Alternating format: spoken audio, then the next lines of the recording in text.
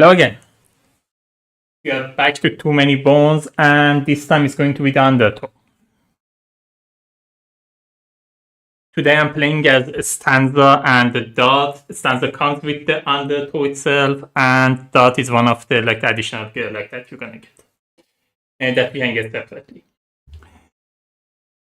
In the undertow, there are some differences that I'm gonna touch about during the game, since it was not a major change. I'm not gonna didn't make a whole new video to teach it. So I'm gonna touch about these differences as we go to the game. Alright. Let's start. Oh, by the way, we are playing against Vol'kesh. I'm going to explain Vol'kesh and how it's worked when we get to it. Alright, let me start with the stanza first.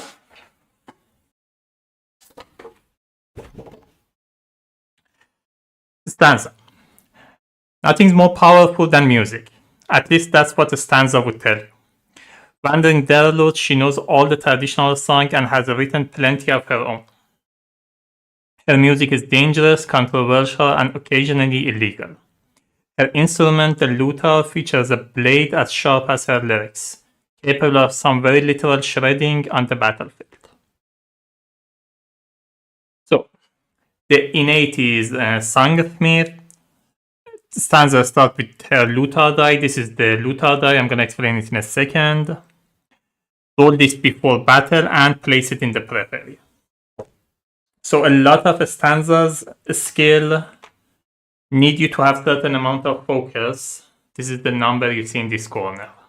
You roll this lutar die. That wouldn't have been a good roll. Good that I roll it now. Put it in your active slot, and during the game, during your turn, you can use this song up to this number and play this song that has some effect on the game. I'm not gonna talk about all the songs. I'm gonna explain them as I get them. The innate +1 would be the Song Weaver in addition to Songsmith. After rolling lutar die, stanza may increase it by 1. The backup plan 1 would be tune up, increase the lutar or amplifier die by 1. An amplifier is like a consumable that works like the lutar die. You can just get extra focus from it. 2 is nothing. 3 add distortion, intro, advance, or vamp a song in an active slot. I'm going to talk about those later. Does not cost dex. Focus must still be meet total focus requirement. Lutar smash, stanza destroy her lutar to deal damage equal to half of her focus in prep area. Rounded down to target, exhaust all profession dice from prep area, skill area, and active slot. So, let me touch about the song quickly. Let's say I have this Forevermore. So you can see it starts here at 1. It's gonna need 1 focus, and whenever you start or advance it, it's gonna cost you 1 dexterity as well. Let's say I roll this. I have 5 focus. I put this here. It's gonna cost me 1 dexterity, and the total of all songs that I start, if I had more dice, shouldn't exceed 5. Next turn, so I get the effect of this. Next turn, I can advance it. It's gonna need, still it cost me 1 dexterity, but it's going to need more focus, and it's going to have extra effect. So starting it would be intro. Other thing you can do is advancing. Other thing you can do is vamp it. So it goes here. You still need the focus that is shown here, but it's not gonna cost you dex if you vamp it. And after it's vamp, you can intro it again, start it again. At any point that you don't want to spend the dexterity or focus, you can just exhaust the die. It's done. Other thing you can do with die, so you can see on the right side is the focus. On the left side, it has a number. So instead of playing the die, you can just roll it. In this case, it landed on it, so it would be 3 focus. If it landed on here, it would have been 1 focus, and add it here. So instead of using it as a song, you can add it to your focus.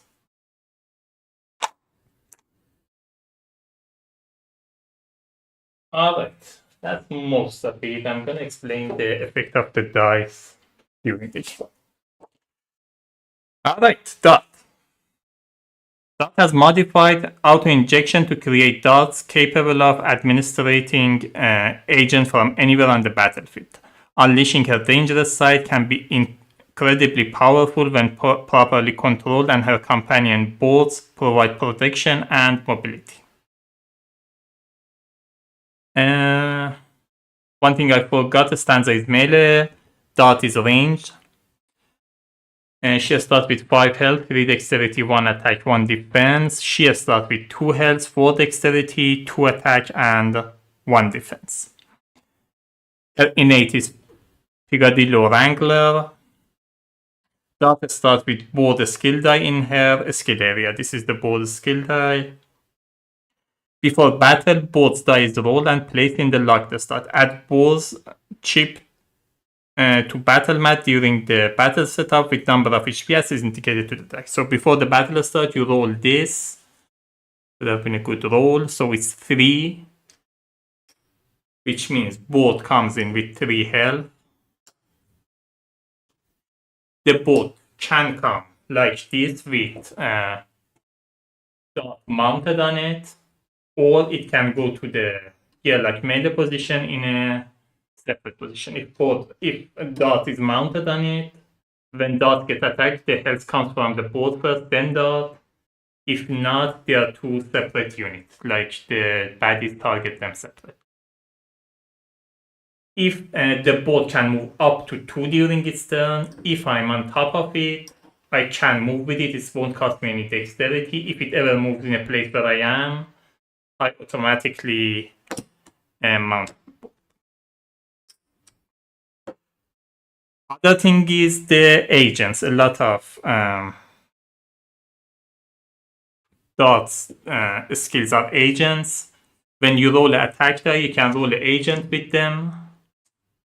Additional to the damage, you also apply the agents to the baddie or a gearlock or whatever, and you get the benefit of whatever this is. If you, one thing, you cannot roll more than 1 attack die to a target. The special thing about dot is that it can attack different targets. So I roll, for example, these 2 for 1 target. After I resolve this, I have, like, for example, more attack and dexterity. I can choose another target, choose another attack. If I choose to roll an attack die with an agent, so if you want to apply the agent, you have to roll an attack die with it. So automatically you're throwing darts and applying the agent using the dice. If you apply an agent with it, the attack die gets exhausted. Other thing you can do is going on rampage in dangerous zone. I'm gonna explain it when I talk about the backup plan. Alright, 1 bone you can choose between recover, heal dot for 1 HP, or danger zone. Dot immediately goes dangerous. I'm going to explain it in a second. 2 is bidding time. Add 1 bone to dot backup plan. Use attack or defense from supply. Do not remove the bone when using this backup plan.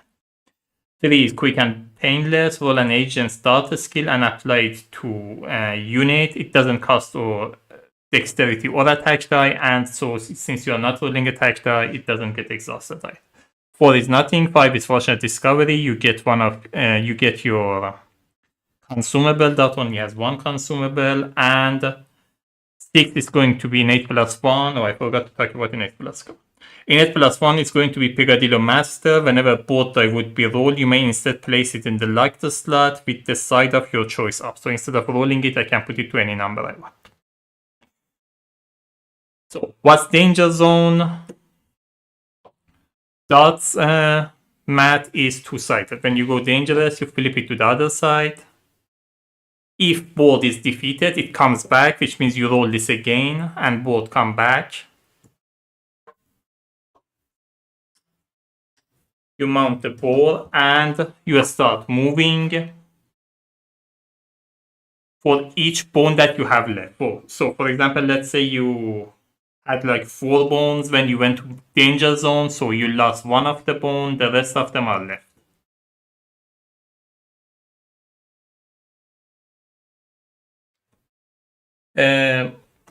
You can remove one bone to move with dot up to, I think it was up to 2. I have to check it. I'm gonna check that in a second, but I think it was up to 2. Whoever you end up adjacent to is dealt 1 true damage, and you may recover a die that matches that place you end up with. For example, this would be 5. If I had die number 5 that was exhausted, I can recover it. Or instead of recovering a certain die, I can recover 1 attack. After dangerous, you just come back and just keep playing. Let me just check the danger zone quickly.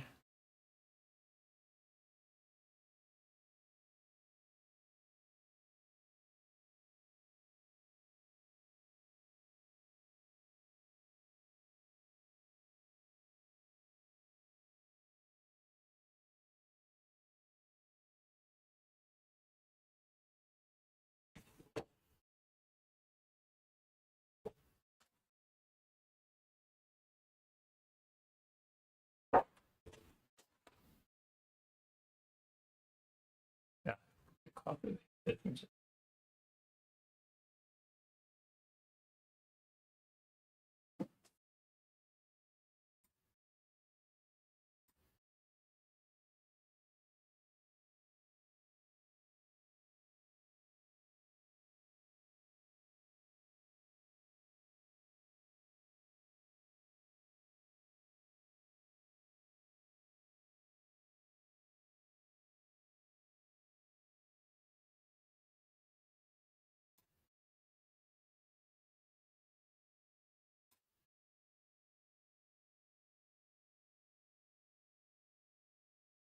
put everything out. I just realized I forgot to get dots dangerous zone.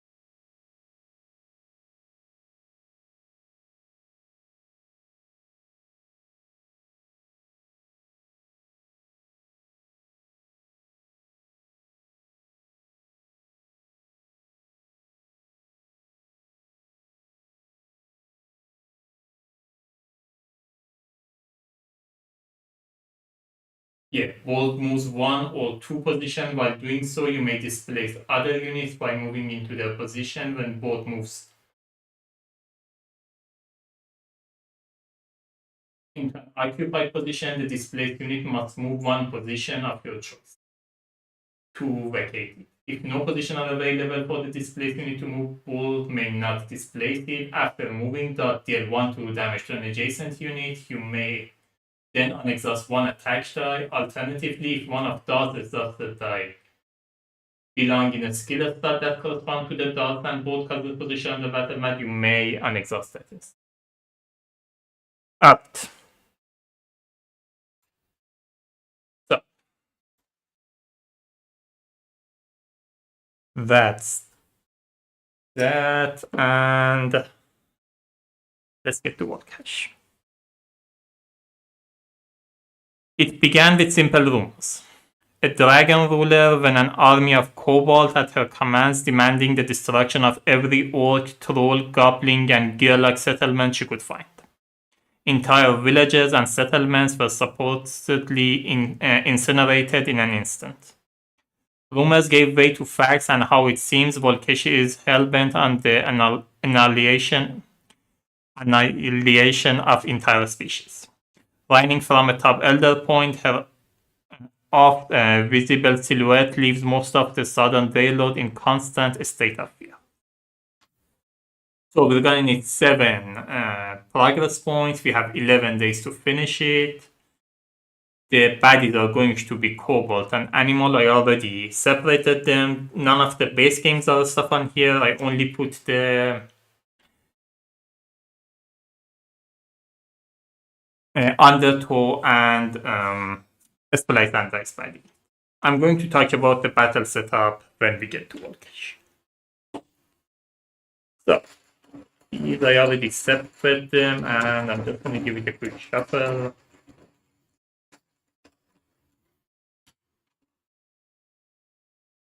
So let's talk about Undertow.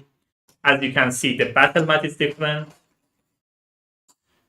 Now we have this side in it, and also the battle mat is two-sided. One side of it we have this forest, the other side we have the raft. So these are the places on the forest side. The mechs comes in, they are the new type of baddies. On the raft side we have the Krellins, also different kind of baddies. Some effects may add these like obstacle to the mat, you cannot move to it. Some effect may add like this breakage in the raft in it. If there is something like that there, to move to it, you're gonna need 1 extra dexterity. If a Krellin moves and cannot attack, so first it tries to attack. If it moves and it still cannot attack, it attacks the ship, cause 1 of these wreckage. If you're supposed to draw more wreckage and there is nothing to draw, you lose the battle. So you cannot just let it happen. There are like 4 of these wreckage in there. Okay. So you cannot just stand aside and let them keep attacking the raft.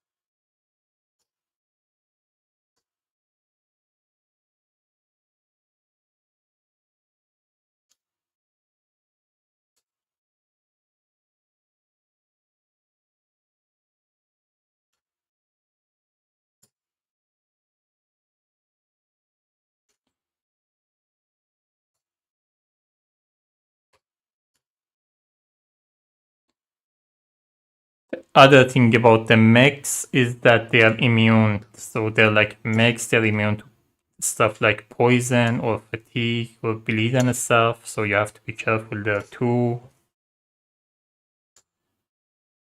And that's it, I think. So as I said, we have 11 days. Unlike the base game, we don't have 3 special initial encounter. We only have 2.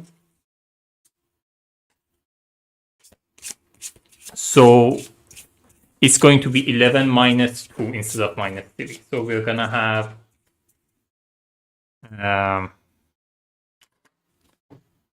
9 of these. General 1, and then 1 day 1, 1 day 2.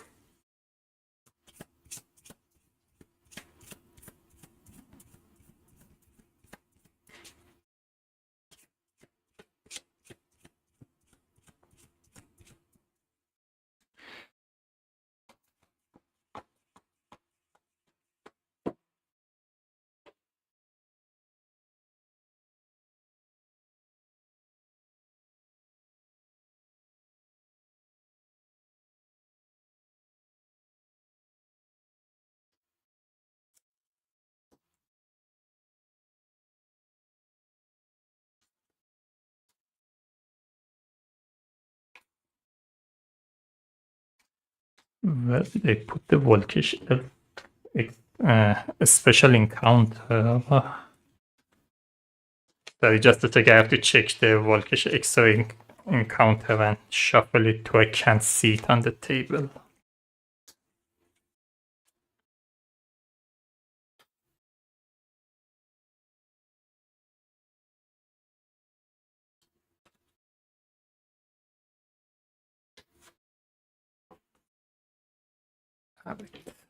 Just a second.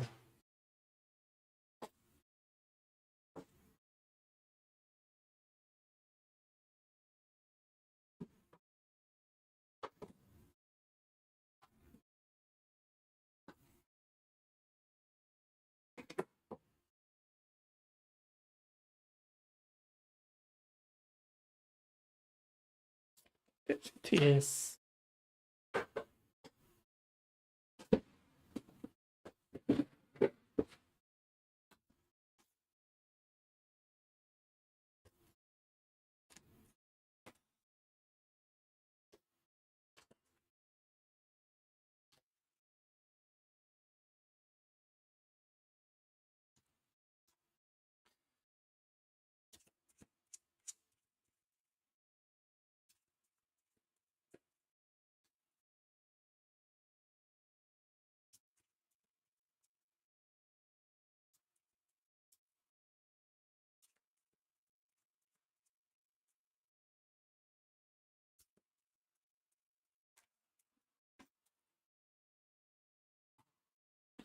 All right. We have 4 of these. I'm gonna roll a d8.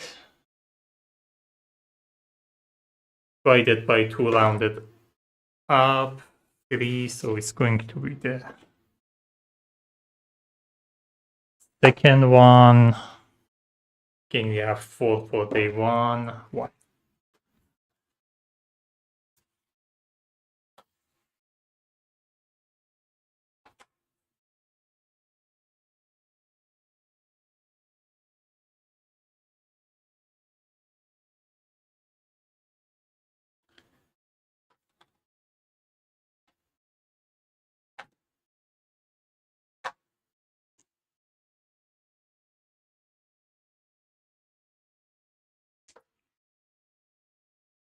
All right, that's the. Oh no, I have to shuffle the loots too.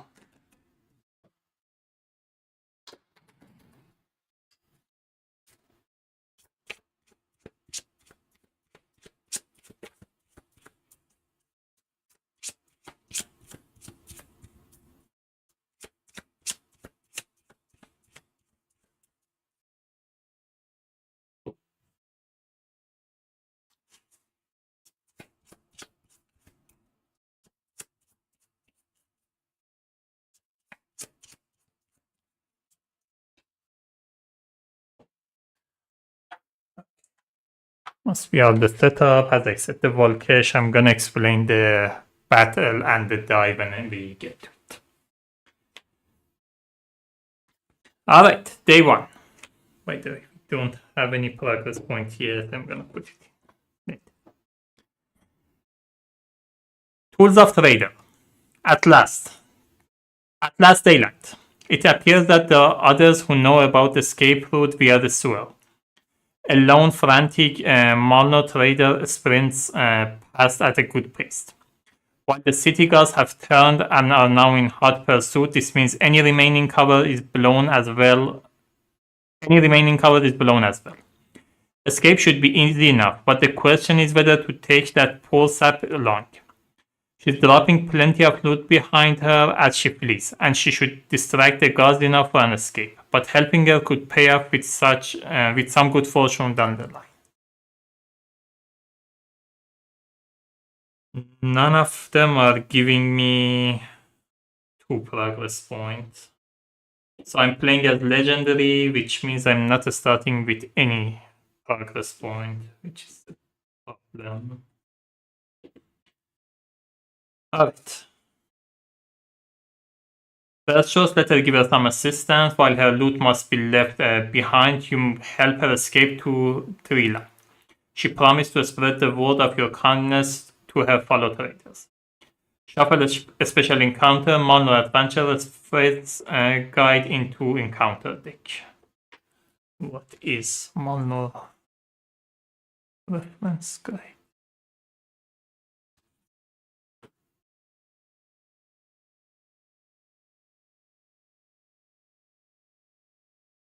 Yeah, it's another encounter with like only one progress point. I'm already going to be behind. One training point. I'm going to be behind by training point anyway. Or, man, haste make waste. After grabbing a couple of goods she dropped and making a shorter sprint, the tree line is in sight. The Malno trader is quickly apprehended, slowed down by her supplies and cumbersome cloak. Hopefully justice is served. Shuffle a special encounter, a mountain out of Malnor Hill into the encounter deck.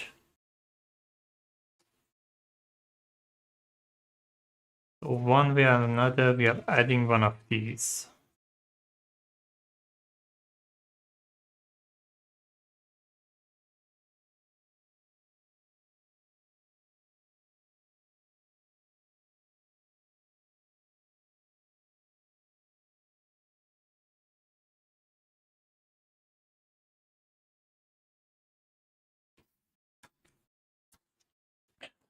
Don't like either of them, but I think I go with this one anyway. So I'm getting one progress point, one training point. I'm shuffling this one in the encounter deck.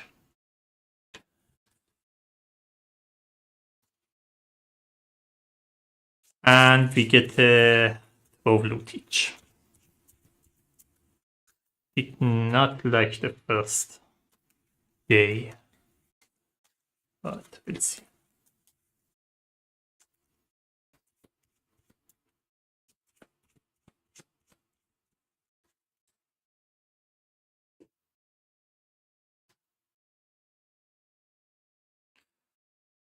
We got one progress point, 12 loot each.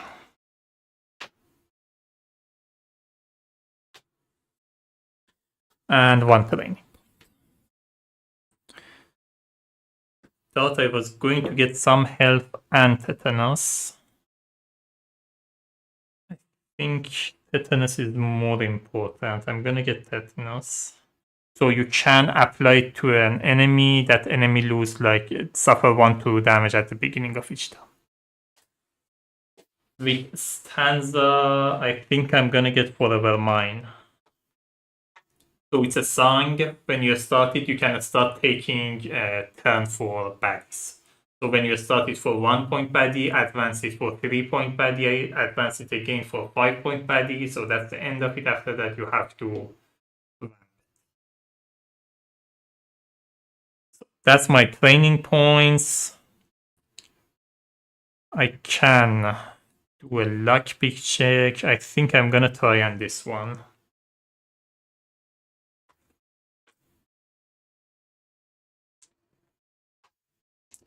So I'm trying with dart first on this loot. I need 2 lever.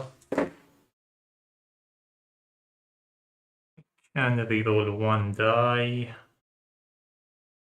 I think I'm gonna reroll this one. I can convert. I'm gonna convert these 2 force to 2 lever. I'm going to need 2 trip.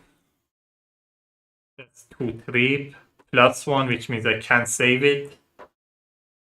Then I'm gonna need 5-4. That's the end of it. So 2 are open. I'm trying with the Stanza. I'm still trying at this one with the Stanza. I'm gonna need 5-4s. I can reroll my first attempt.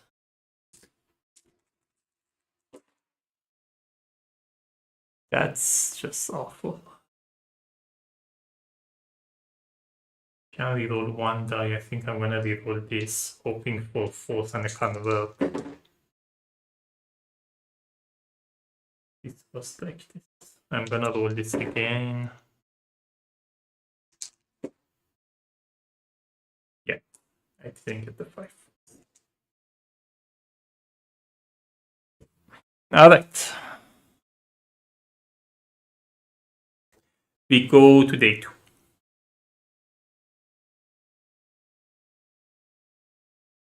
Should I stay or should I roll? Sailing the seabourn means building a raft, a task completed after a few hours of sweaty work. Time to push off. Before the maiden voyage of the USS Nebulous, pain can begin. However, a flaming arrow cut tongue into a plank.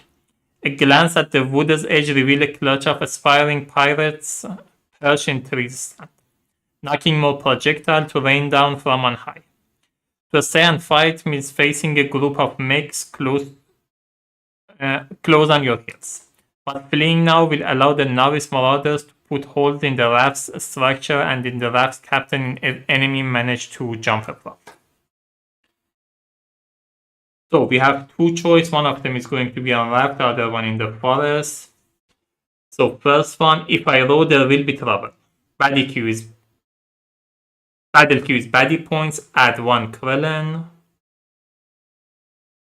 All baddies enter battle mat with 2 HP stat. Place 1 rocket chip on the raft. If I stay, there will be double. Battle queue is baddie points at 2 mechs.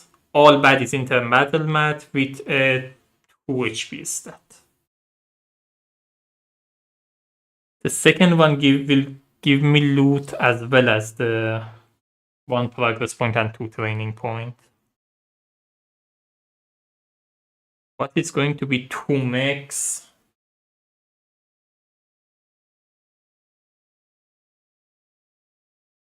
Oh, just realized I forgot to scout. I'm scouting with a Stanza. Bleed, careless. I think it's fine. The bleed is annoying, but I think I'll manage. Don't think I will see a 20 point in this game, so I'm just gonna do another 5 point. Oh, weekend could be problem.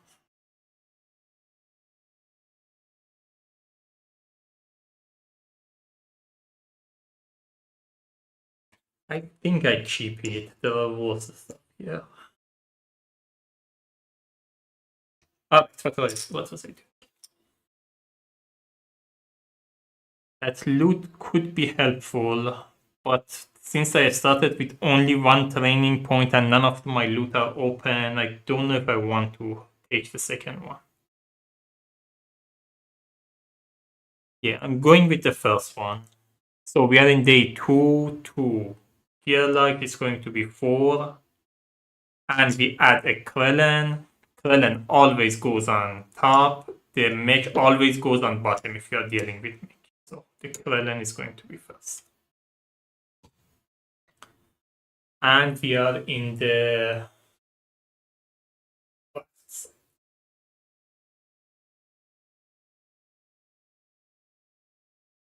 so the other thing is for Krellen, you can see these numbers, so they don't come in this position. You roll a d6, 6. So the Krellen, where did I put the baddies? Oh, here. So this Krellen comes in position 6. It still get the lane marker 1. It comes with 2 health. It would have come with 2 health anyway, but it's going.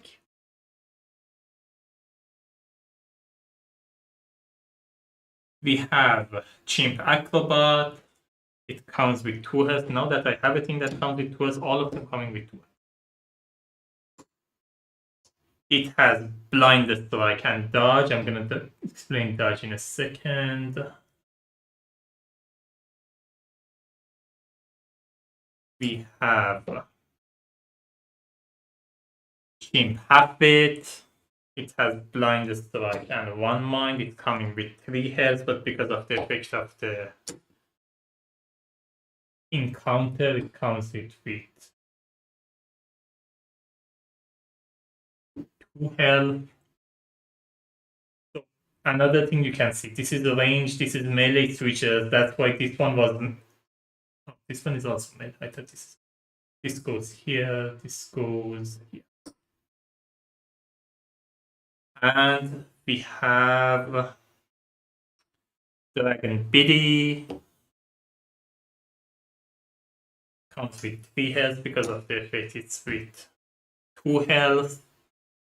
It has weaken 1 and it's rolling 1 attack die and it's also melee.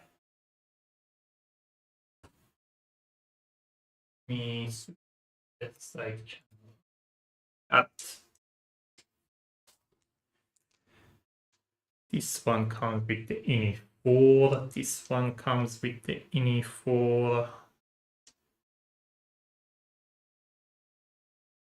This one's in is 3, and this one is 4.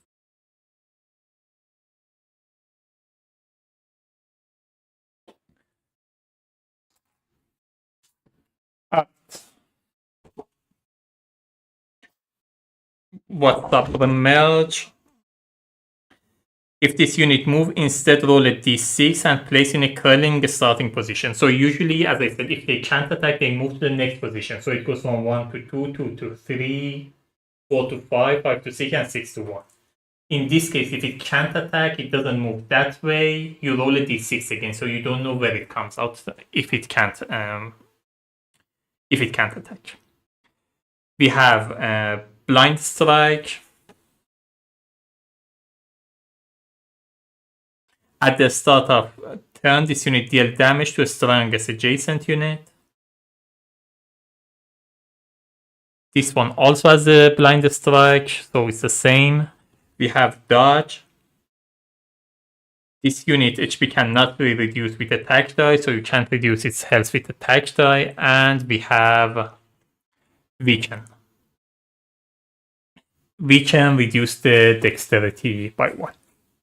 By the number, in this case, is 1. So I have to roll these any die, I have to roll the ball die and the looter die.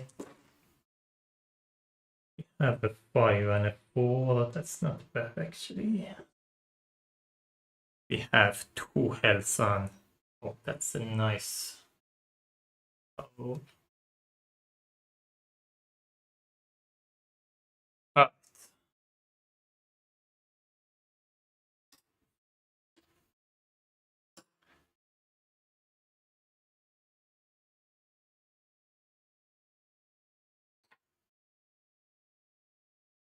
I don't think I want to mount the. Oh, I forgot to explain one mind.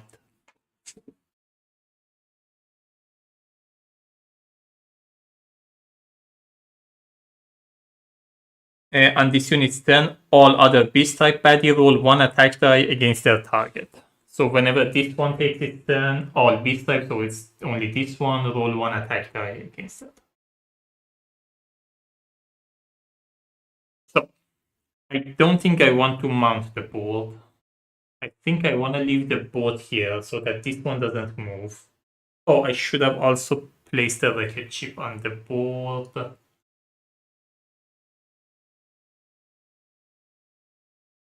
I think I would have placed it here. Yeah. With dart, I'm going here. With stanza, I'm going here.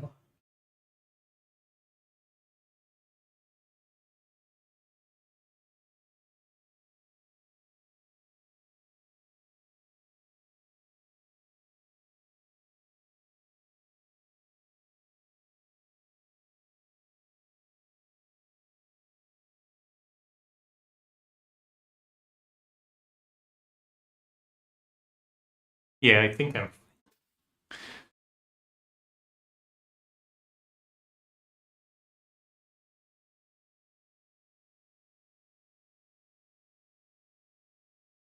I can go after this one so that the one mine doesn't trigger. I can just go after this one. Which means even if the one mine does trigger, there will be no beast type baddie in the game.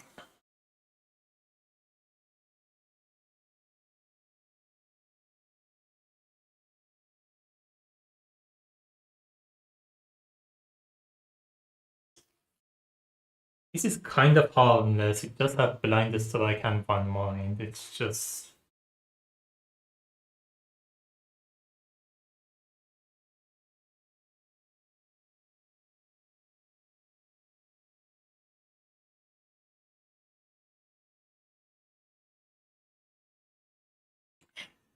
So, with dart, I'm rolling 1 attack die, tetanus, and 1 defense die. I'm attacking the chimp acrobat. Oh, I can't kill Chick. I forgot that.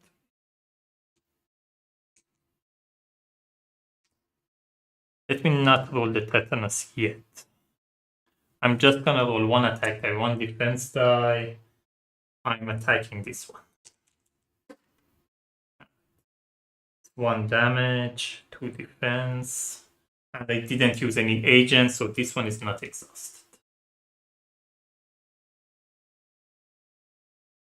I'm also rolling 1 attack die and tetanus, so that was 12 my dexterity. Now 2 more dexterity I have. I'm going to attack.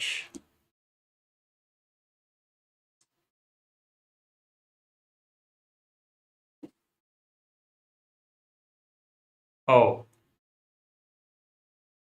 I should have moved the board before that.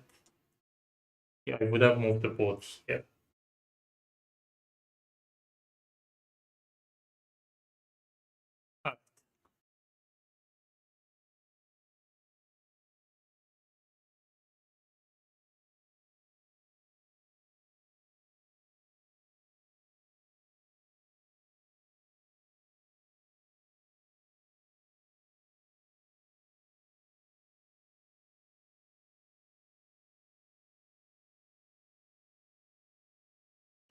You know what? Let me not apply the agent. I don't want to defeat this one yet. I'm gonna attack this one. Although it won't get defeated, it has dodge.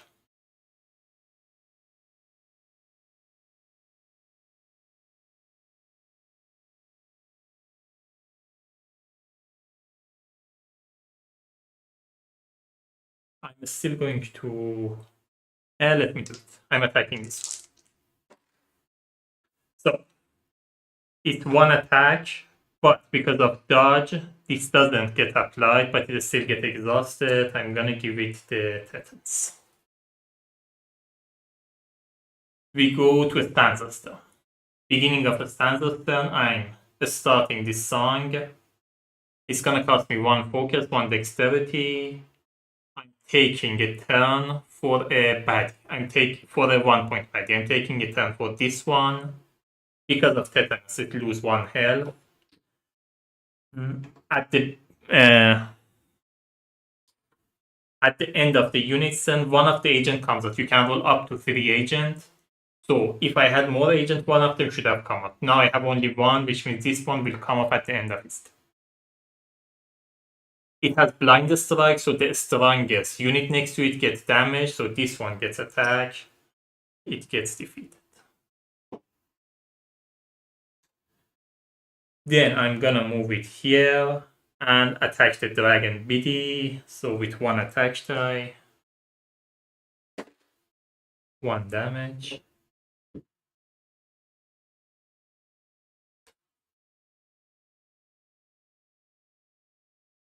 So that was all 1 of my dexterity. I used this one.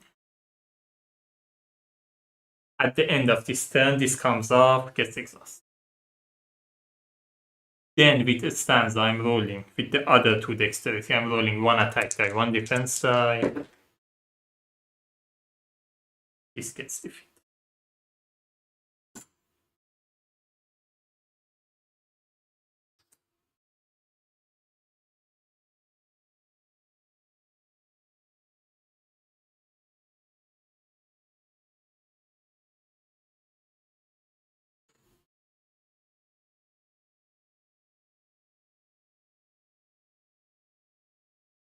So the chimp acrobat goes, blind strike does 1 damage to both. Then it rolls 1 attack die against both, does 1 damage. Both is defeated. Then this one goes, blind strike, nobody's next to it. It moves 1, 2. Then 1 mind trigger, this roll attacks dice against its enemy. There is no enemy left, so it doesn't roll any attack die. It will still roll 1 defense die. Gets 1. We go to round 2.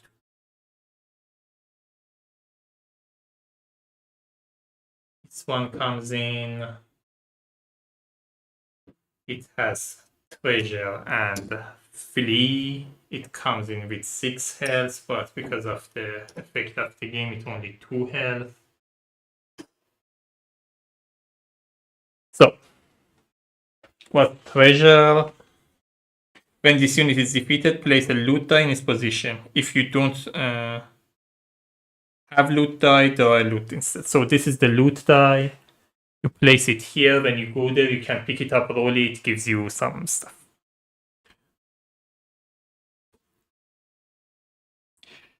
Remove this unit from the battle mat at the end of round 2 and 5 and place in a defeated stack. If this happens, closes opposing unit with a loot must discard one.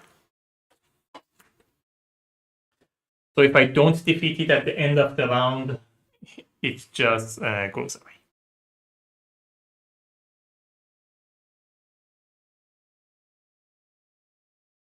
Alright, with that, I'm gonna need some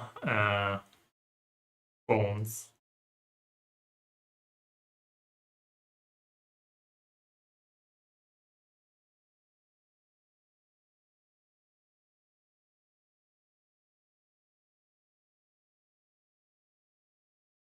With that, I'm moving 1, 2, rolling 1 attack die, 1 defense die.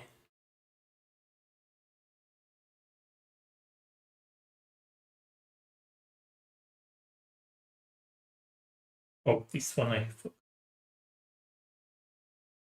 Against this one. It get 1 bone.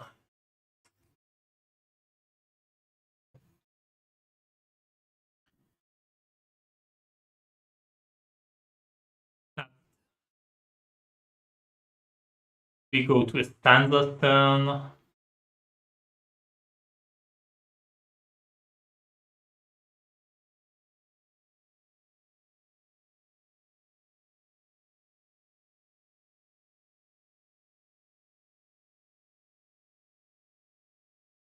With the Stanza, I'm moving 1.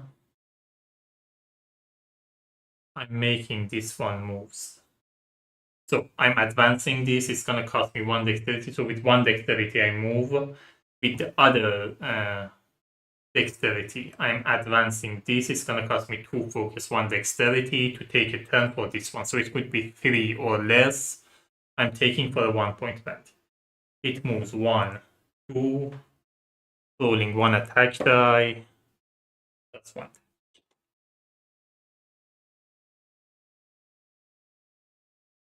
So I have 1 dexterity left, but I don't want to reroll this, so that's it. This one goes blind strike.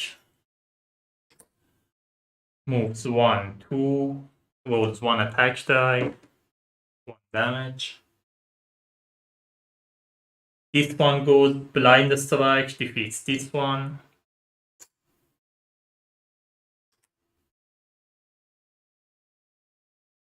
Moves here. Rolls 1 attack die. Sorry, 1 defense die. This one moves 1, 2, rolls 1 defense die.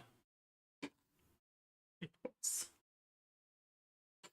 End of round 2, displease the closest unit next to it is the Stanza, so takes the loot.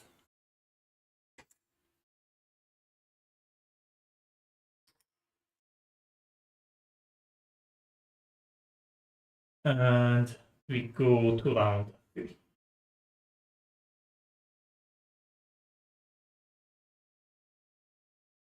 With that, I'm rolling 1 attack die, 1 defense die, at 1 bone.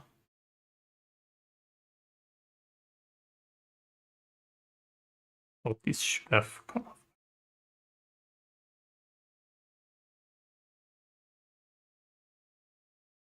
I mean, I can drag the game a little and beat time until I get here. That guy is doing nothing.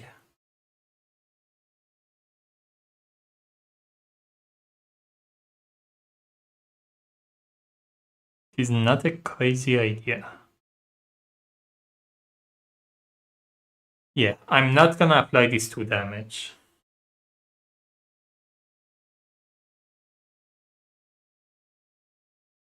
I'm gonna beat time at the bone here. As Stanza goes, I'm advancing this die to take it for a value 5 or less. I'm taking turn for this one. And I'm rolling 1 defense die. This one goes, blind strike, does nothing, moves 1, 2. 1 mine, there is nothing in the game, and it already has a defense. We go to round 4. With dot, I'm rolling 1 attack die, 1 defense die, 1 bone, 1 damage. Actually, let me not apply it.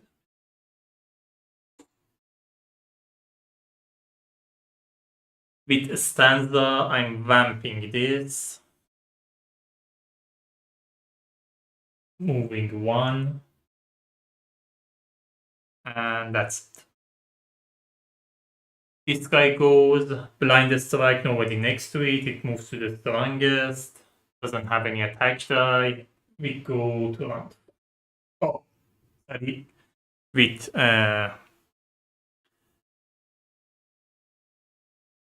dot, I would have beat time, added a bone. We go to round 5. With dot, I'm rolling 1 attack die, 1 defense die. So 1 damage and 1 defense. I'm also exhausting all of these to get a fortunate discovery and get the bundle.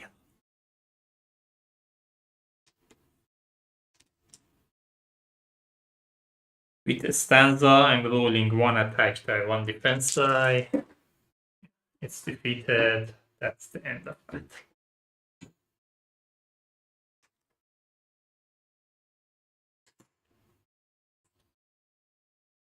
Alright. Oh, by the way, this was in Vamp. I forgot to explain it. It wouldn't have mattered. That's why I didn't notice what was going on. But it was in Vamp. I either should have spent the dexterity and focus to start it again, or I should have exhausted it. But since it didn't matter, I forgot about it.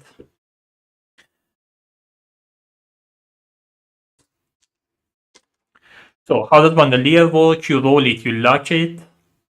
You can exhaust it to roll that many more attack die, and you can attack like the same target with more attack dice than usual. So as I said, usually dot can only roll 1 attack die against the target, but with Bandolier you can roll more.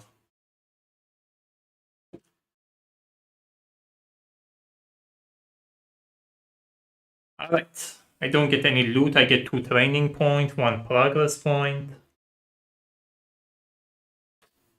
2 training points with dot, I'm getting 1 health.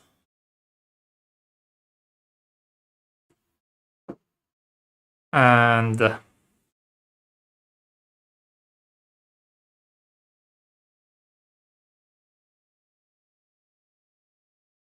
thinking if I want more attack or should I get black it all already?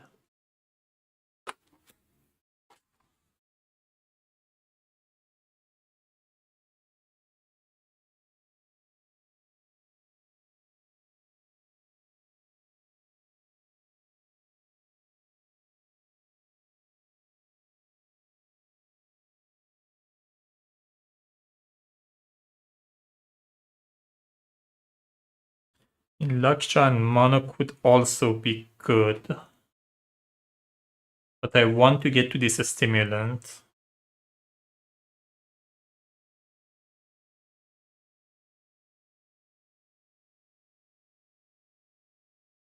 Oh, yeah, I'm gonna get the back tool.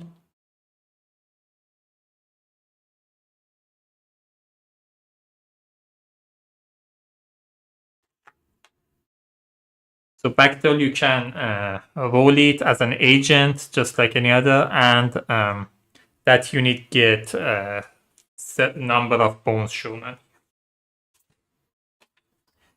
With Stanza, I definitely needed the dexterity.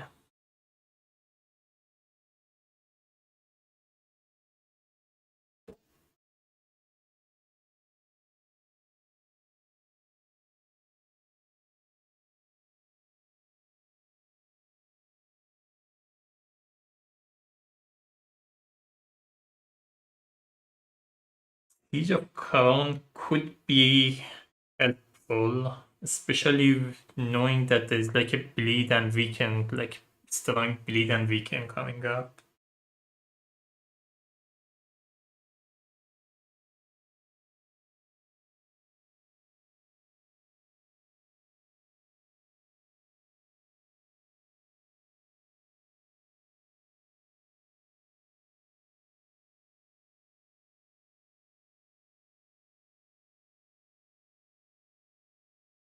Let me just get the Axe Blade. This time I got lucky with the Looter die. I won't have that much focus. Like, I think. So Axe Blade, you roll it, it does this much damage, and this poison, you add it to the target. Alright, we go to day 3.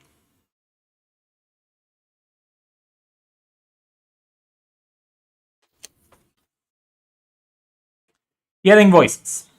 Familiar voices call from the forest entrance. We've been following them for some time now. Instinctively, we continue our haste toward them. In the end, all we discover is a door in the ground and mechs. The voice of our brethren are coming from them. Common wisdom states there is a strength in numbers, but that doesn't hold true when being held in a place of enemies' choosing. How they imitating gearlocks. One of us wonders aloud as we catch a strong whiff of oil. We hear the whir and clank of hydraulic behind us, and now we are in a real pickle.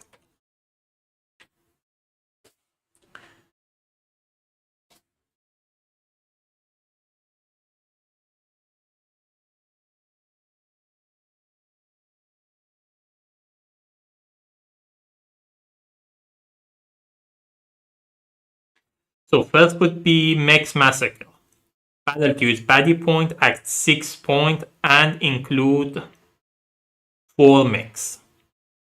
So Baddie queue is going to be 3 times 2, so 6 plus 6, 12.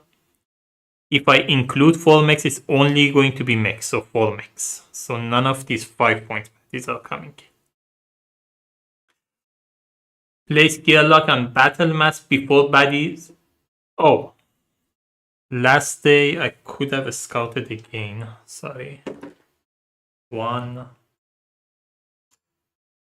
The compound is fine. 2. The other Chimpak robot, I think it's fine. I also could have done a lockpick attempt. I'm doing a lockpick attempt with dart. That's 3 force. Plus 1 won't be enough, so I'm gonna retry my first attempt. And reroll 1.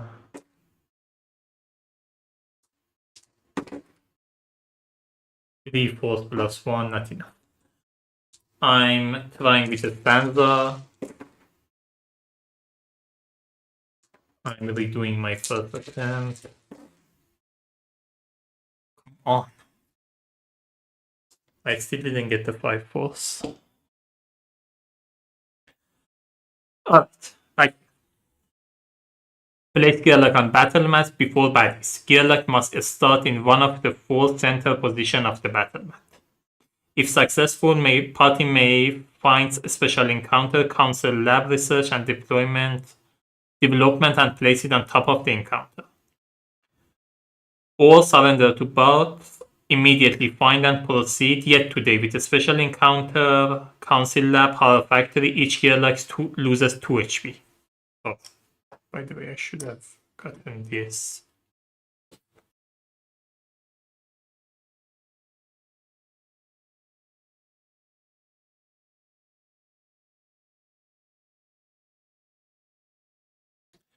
Problem is none of the things I have works on mix. The poison doesn't work on mix. The tetanus, I think the tetanus still works on mix.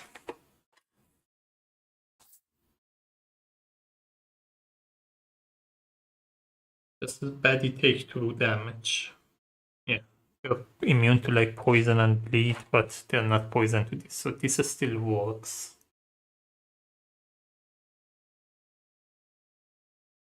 Can I see what the lab horror is?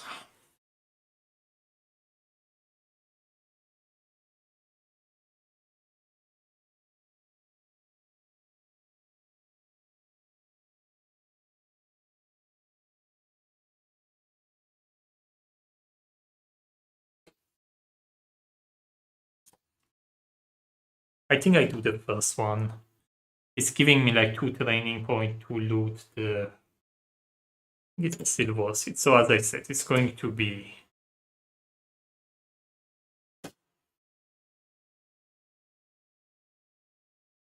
12 body points, including mechs, so it's going to be 4 mechs.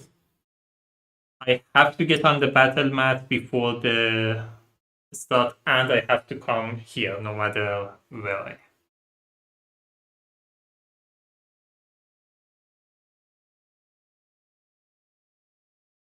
I still think I have to roll my die. 1.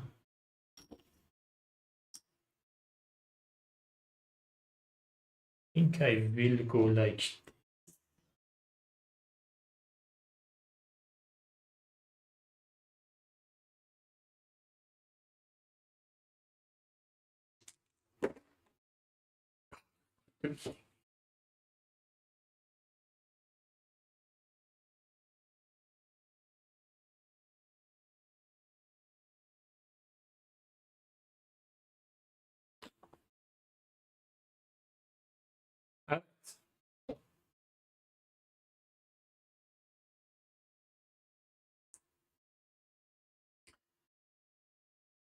We have mech daughter, self-repair 1, and swap.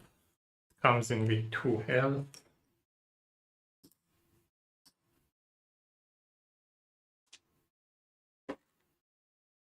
Four. And its ini is 4.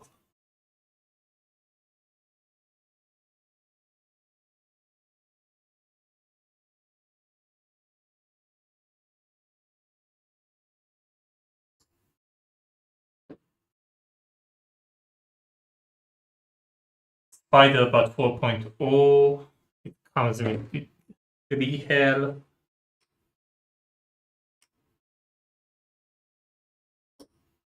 1 attack, 2 defense. It has equipment and bleed. Equipment, you roll a d6. I have to read it again what happened. When this unit enters the battle mat, let me roll a d6 first, see where it comes. So it's going to be 5. Roll a d6. Piece of armor at 1 or 2, increase health stat by 2, sharpening a stone would be at 3 or 4, increase attack stat by 1, and eyeglass 5 or 6, increase any die by 2. 2, so its health is increased by 2.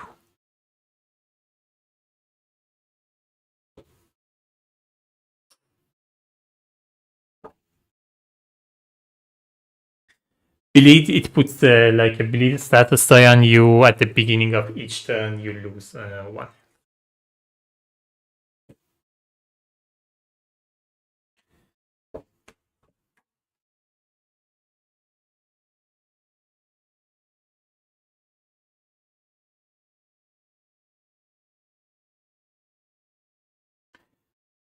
The self-repair, so this...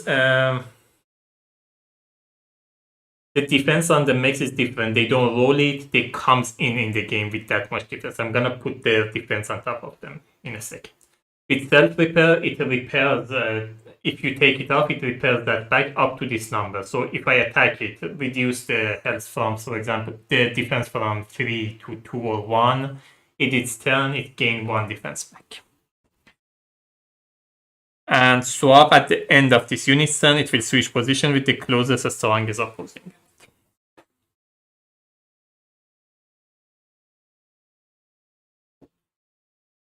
I forgot to give this one its lane marker.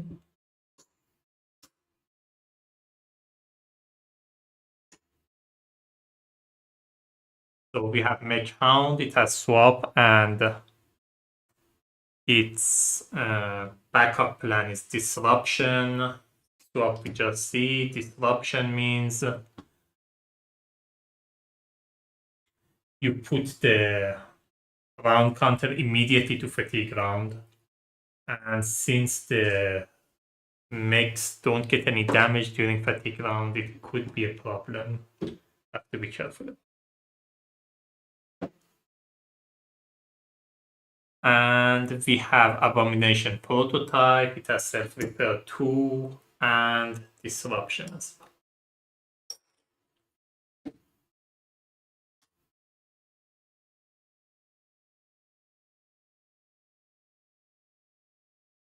Any rule was really bad. Don't see how I'm coming alive out of this.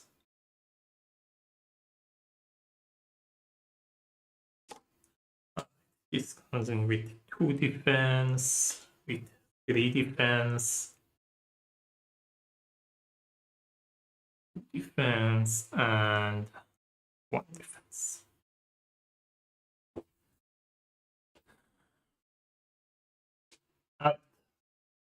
This one goes,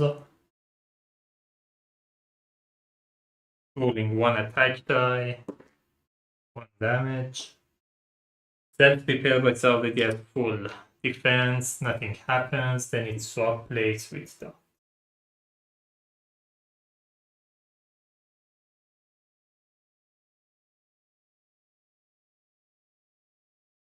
This one goes, attacks Picadillo, 1 damage, Picadillo is defeated. Oh, this should have been logged, it just cancelled.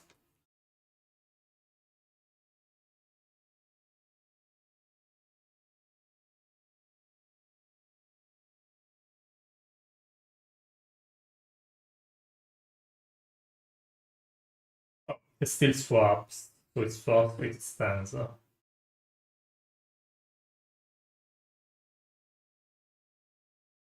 This one goes, comes here. Let's start. Oh.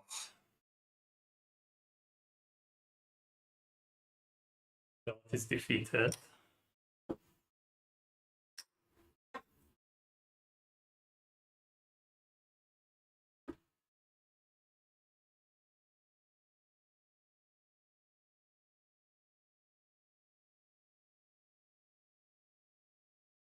Oh, with the Stanza, I should have rolled these.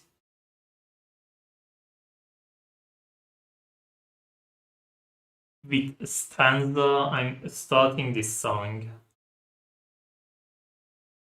I can roll, take a 10 for a 1 point baddie, there is no 1 point baddie. I'm moving 1, rolling 1 defense die. That's it.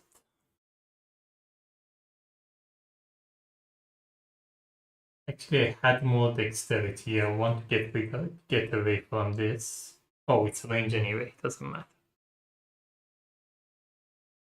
I guess I wouldn't have moved it.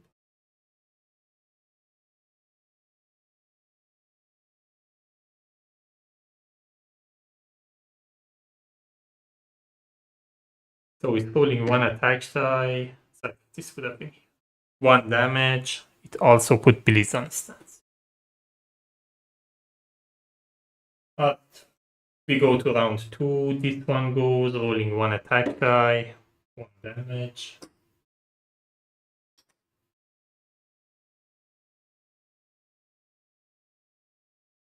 This one goes, rolling 2 attack die, bones, which means we have disruption. This one moves 1, 2.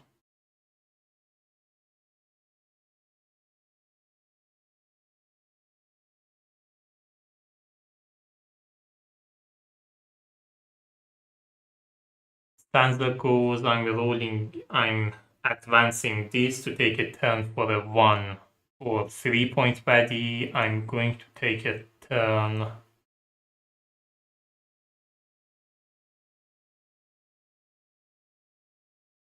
Oh, I would have lost the health because of bleed. Yeah, I don't think I will survive this. Gonna take a turn for this one. I'm moving here. Rolling 2 attack dice. That's 3 damage. Then with the Stanza, I'm rolling 1 attack die, Axe Blade, and 1 defense die attacking this one. That's 2 damage. This is defeated. And I get 1.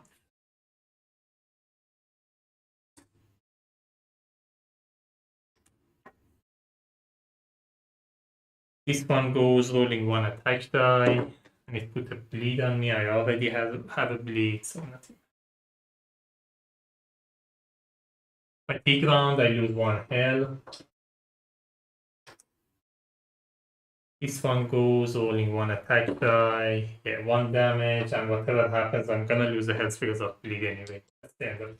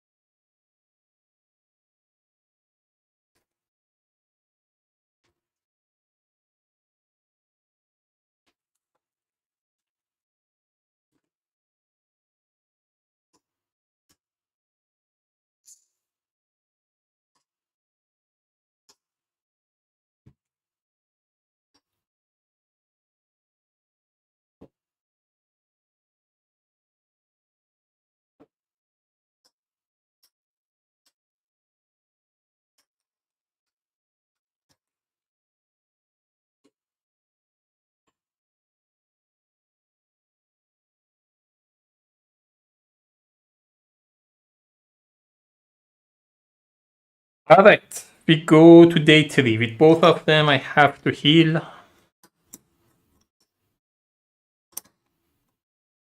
Sorry, we go to day 4.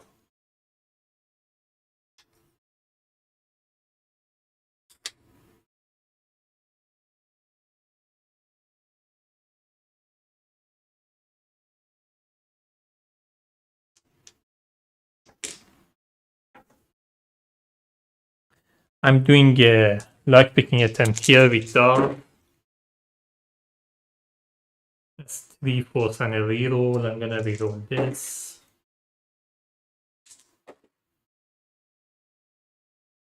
Not enough. I need 5. I'm trying with Stanza. I'm going to retry my first attempt. That's 4 force plus 1. That's 5 force. This is open. Drawn to use.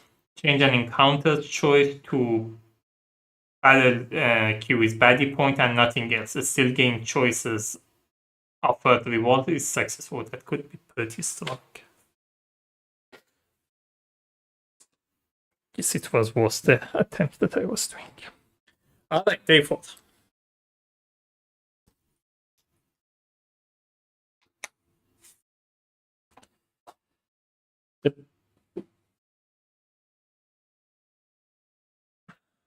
Just a second. If it wasn't successful, was I supposed to do something here?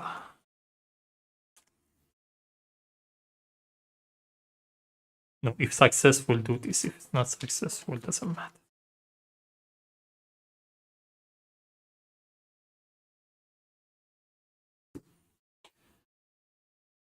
The burning sensation of Ashlet's foods. There are 3 key rules to exploring Daylor's southern jungle. First, bring a mechanical machete. Attached to a spider bot or mech suit or even grafted onto real arm. Up to you. Second, don't forget your electromagnetic mosquito liquefaction emitter. Finally, make sure your shoes are not engulfed in searing food cooking lava. So, about that third. We are all nursing nasty burns on our toes after mistakenly walking over the volcanic fissure. With foes right on our heel, this barefooted party of ours will have to think of its feet. So, first choice floor is lava. Battle queue is baddie point at number of baddie equal to the party size.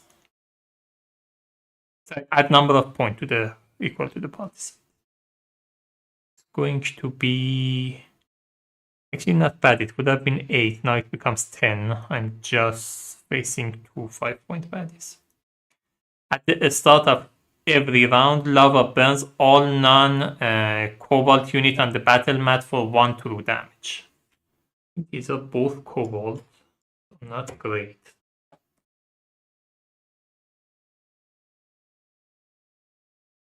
If a baddie is defeated, release the lane marker and flip the baddie chip over on its current position. Any unit that moves onto that position is immune to lava as long as it remains there.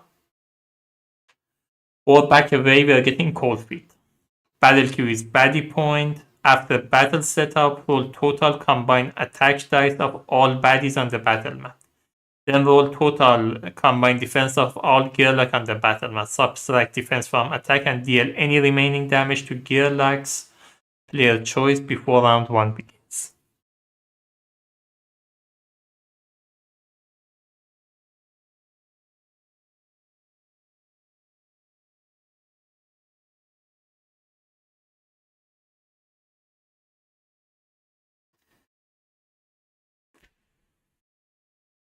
It's already pretty hard, and the fact that I will get like 1 true damage at the beginning of each round is going to be a problem. Wait just a second. Okay, I got that.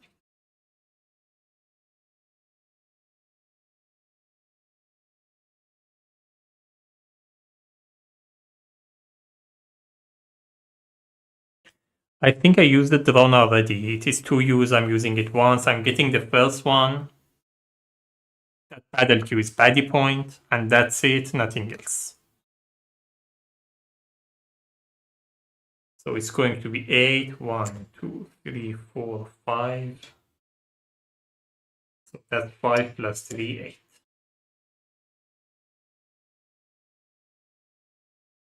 Dragon Juvenile, it comes in with 4. That's 5 health.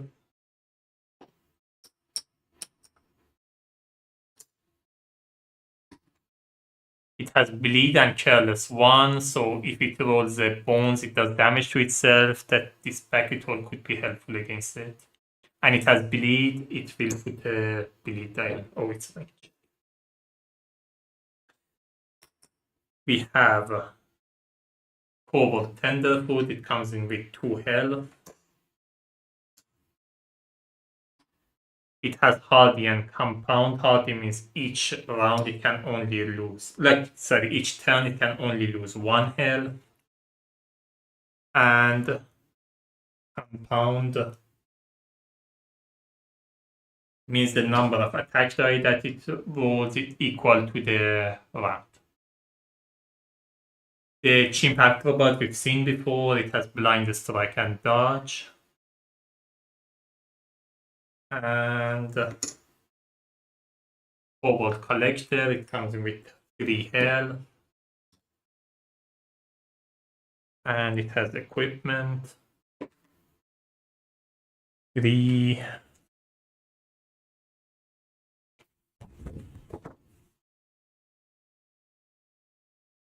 Sharpening Stone. Increase attack stat by 1. I'm just gonna put attack die here so that I don't forget.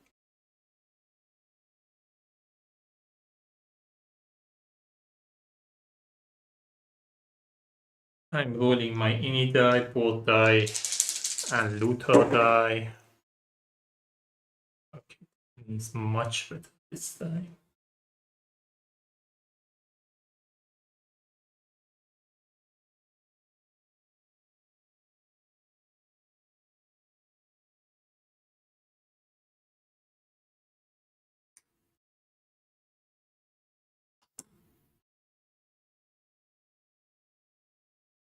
think I want to put the board here because I don't think I can defeat this one right now. I want to put something between myself.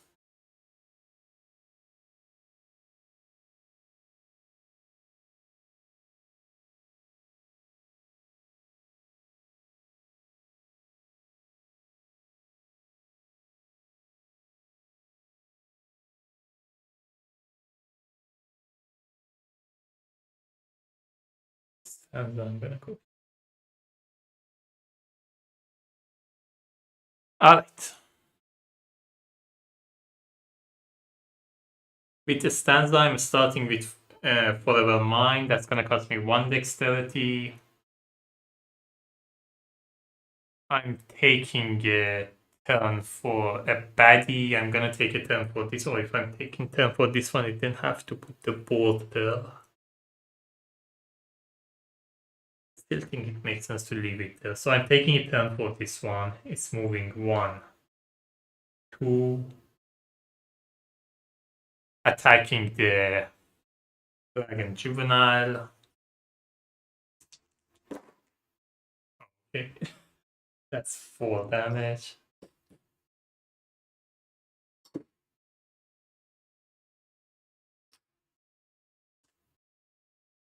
That was one of my dexterity. With the other one, I'm rolling.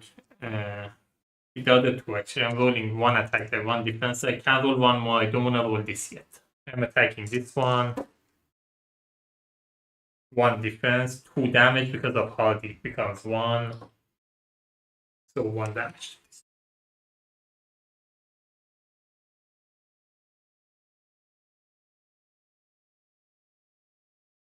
We go to dots.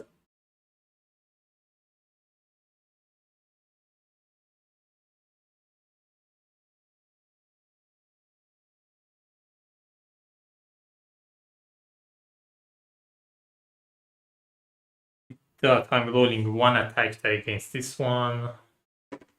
Oh.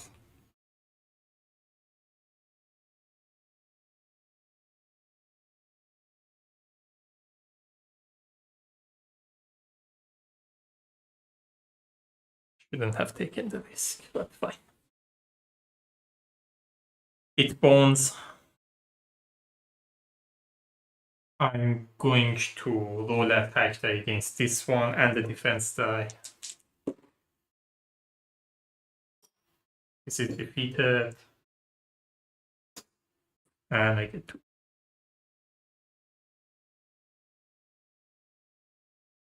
This one goes attacking the strongest, rolling 3 attack die, 2 defense die.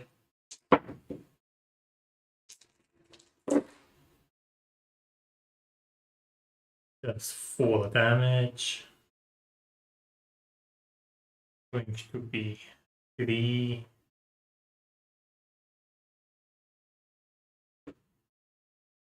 And it would bleed on a stanza. And it holds the bone, so careless trigger, it does 1 damage to itself.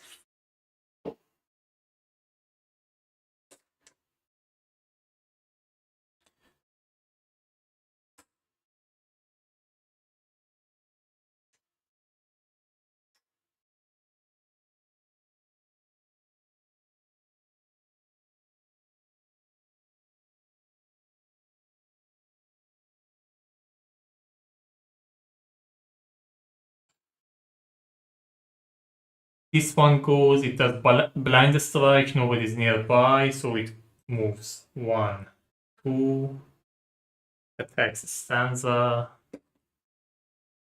they defeated. Man, that 1 bone changed everything.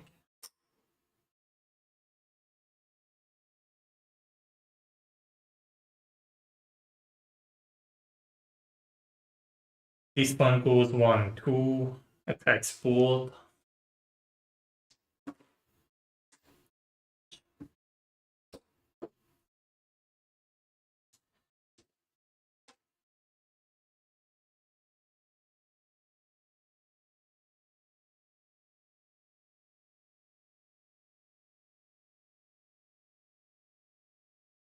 We go to round 2. Dart moves 1, rolling one attack die.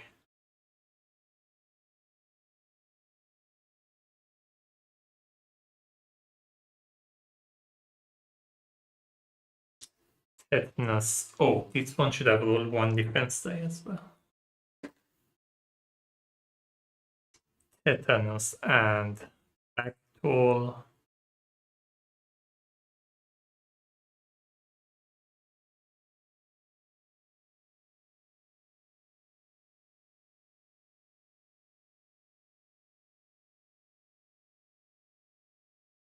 I'm not gonna roll the Backdoor yet, although it does have a bone that I can use. Maybe I do roll a bone.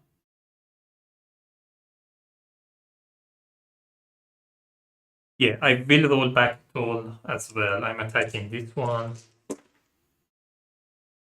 I roll bone on Tetanus.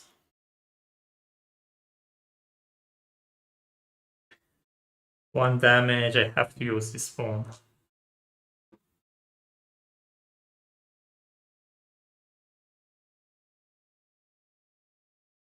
And I can't give it like a bone, it doesn't matter. I think I have to go danger already.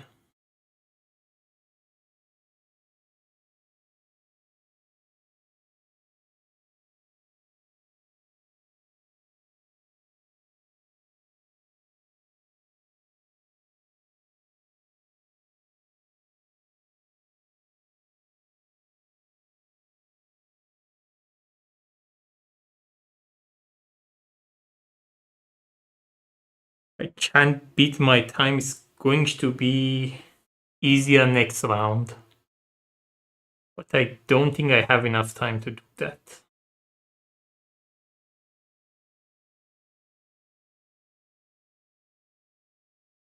Yeah, I'm going dangerous.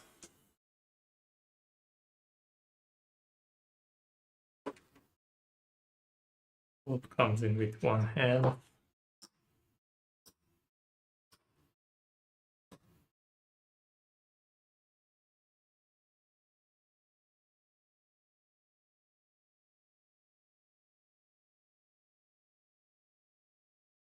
I'm moving this to move up to 2 spaces.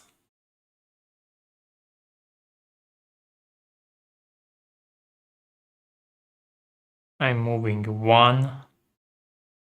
Doing 1 to do damage here.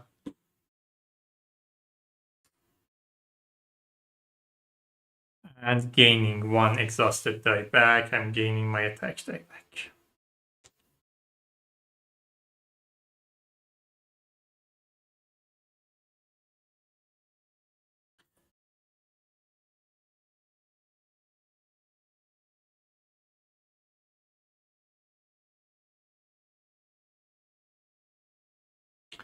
This one goes blind strike the strongest unit. I'm the strongest unit because the health of the board count on towards me.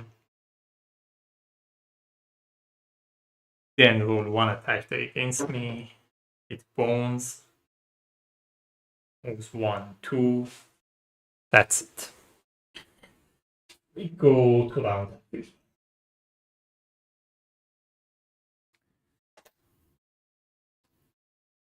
I think I have to use my Mondelier. Oh, this would have rolled 1 defense die. It was. I'm rolling 1 attack die against this one. 1 damage. Actually, I would have moved first and then.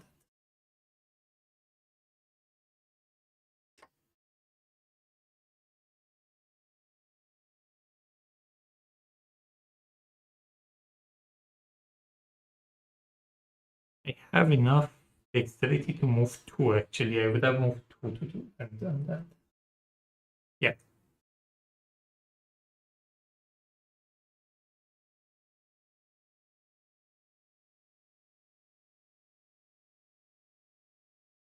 I'm rolling 1 attack die against this one.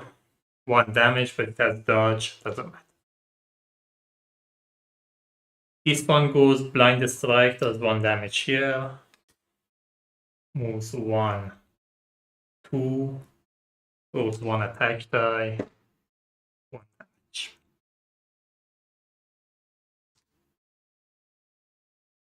This one moves 1, 2, rolls 1 defense die.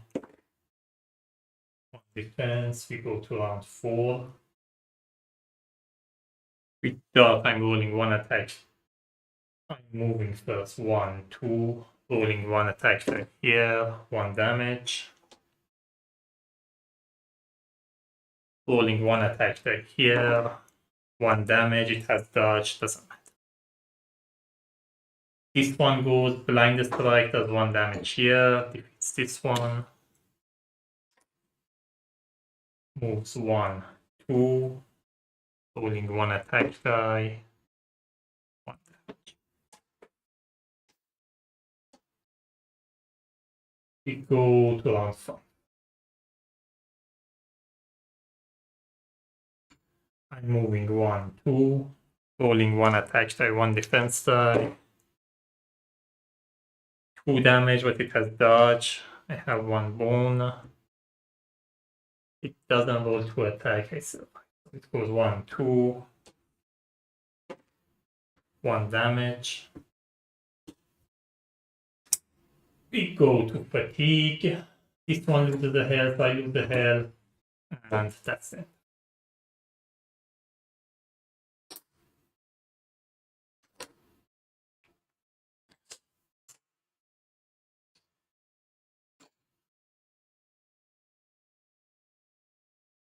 I'm a little under trained with that day that I lost and the first encounter that wasn't giving me much of a training.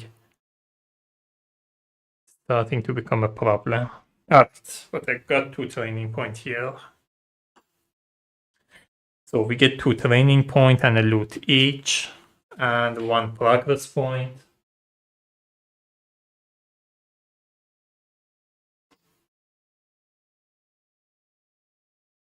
Huckleberry single use, heal adjacent gear like for 4 HP or heal yourself for 3 HP. Fortunate discovery, I can discard it to get a consumable. I don't have this consumable that I want to get, so I'm keeping it for now. With my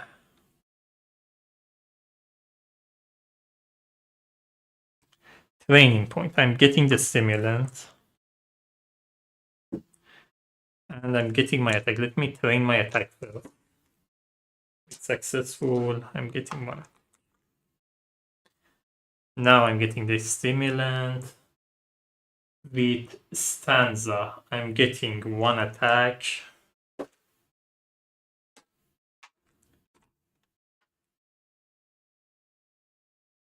And I think I'm gonna get River Deep.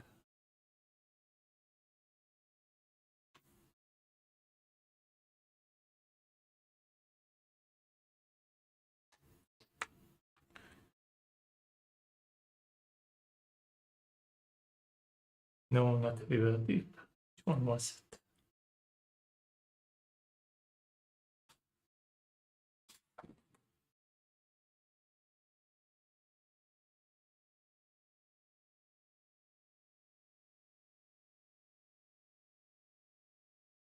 Underdose level 3. I want to get under.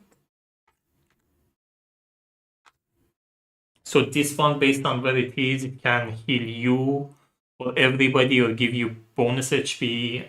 And here, with both of them, I'm healing.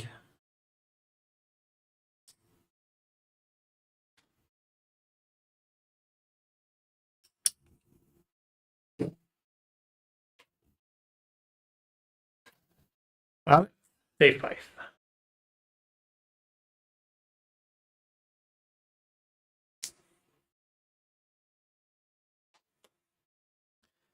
One of the 3 things is not like the other.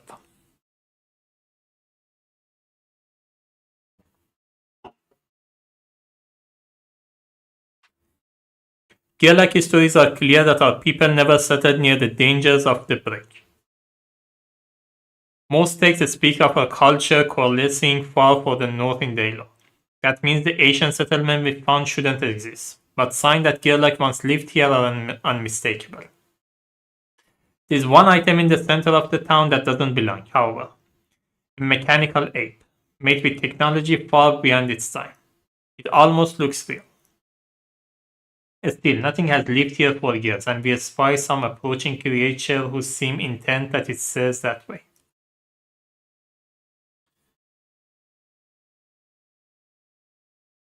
Touch the Mekorilla. Battle queue is baddie point, add Mekorilla 20 point to the top of the battle queue. In this battle, Mekorilla delete all unit on the battle mat as opposing unit.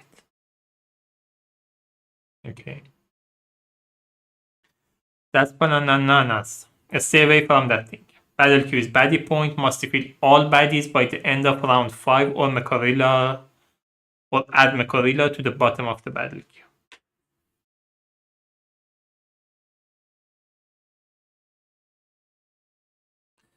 What is Mekorilla?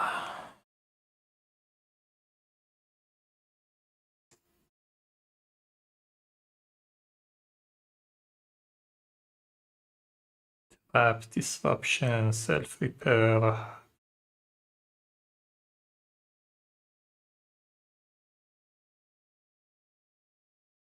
think I used the drone again.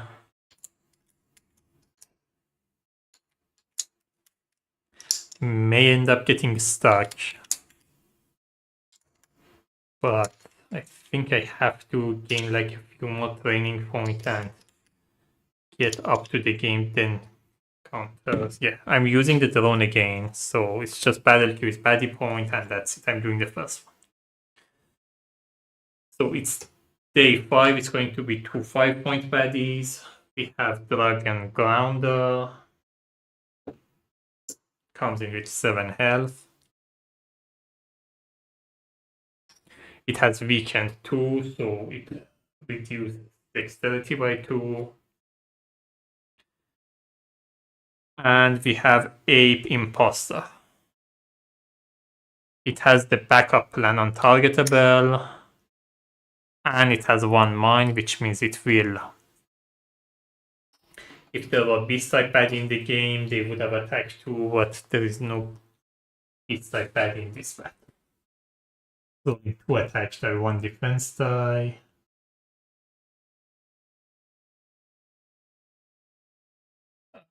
I'm rolling my dice. Where is Stanza?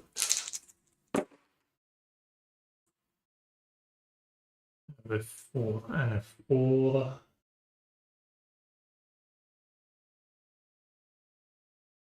Below is 3.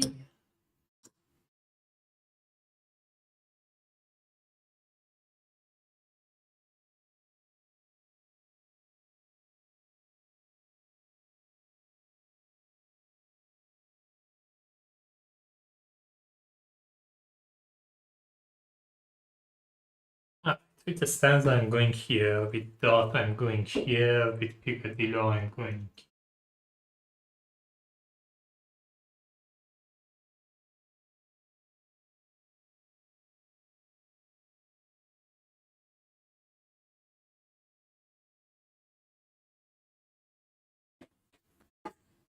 Let's see if Bandolier could be instant, or do I have to lock it? Oh, Bandolier, I should have locked it when acquired. So it's not something that cost me dex. When I got it, I should have immediately rolled it and locked it. Then I can take it up. I thought I have to roll it. I forgot to read it.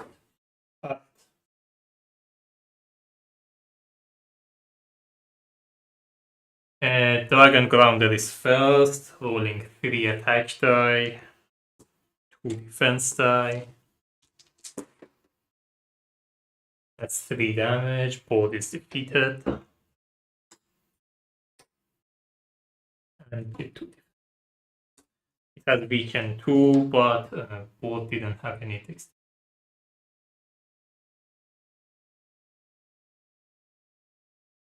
The Stanza goes untargetable, could be annoying, but this one is rolling like 3 attack die and it has weaken. I think I want to deal with this one first. And with Forever Mine, it's gonna get Forever till I get to 5-point baddie. So I'm just gonna start under the Orzal 3. Gain 1 Half HP, and I'm rolling this 3 attack die. Yeah, I'm not starting this. I'm gonna need all my dexterity. So I'm moving 1, rolling this, and 2 attack die.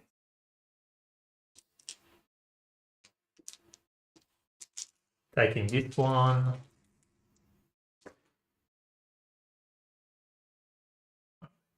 That's 3 damage, so that's 2. And 1 more. And it gets poison 1.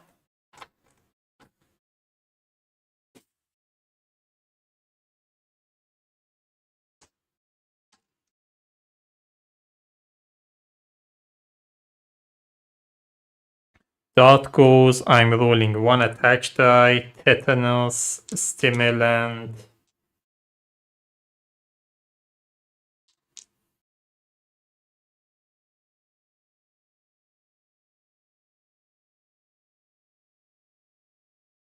One attack and 1 is going to be reduced. It's not going to be enough. I think I'm gonna exhaust. I'm gonna remove this back roll. Roll 2 more attack die. This doesn't cost me dexterity or something.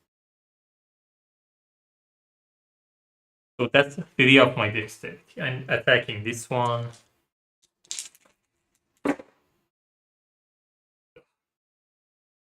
That's more than enough actually to defeat it. I didn't need tetanus or the poison here. Kind of a waste, but like rolling 3 twos is not something that I could predict.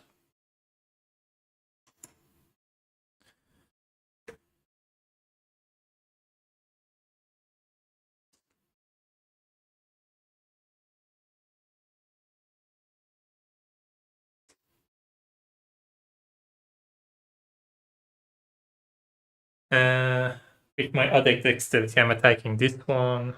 Oh, this attack I was exhausted. It spots. This one goes rolling 2 attack die, 1 defense die. 3 damage, 1 defense.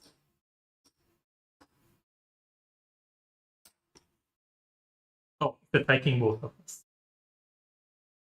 So it's attacking dot 2 damage. And it didn't roll any bones, so it doesn't get on target.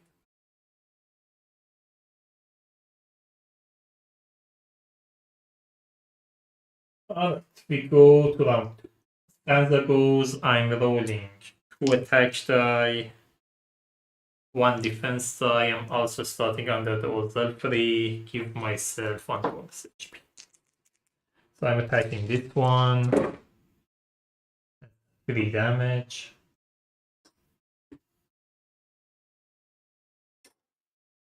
One defense.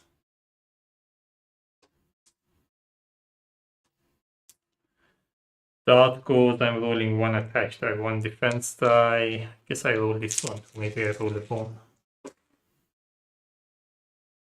Didn't roll a bone. I did 2 damage. Got 1 defense. This. Oh, I shouldn't have rolled this. Sorry, I just realized this has untargetable. If I applied it, it becomes untargetable. I wouldn't have rolled this.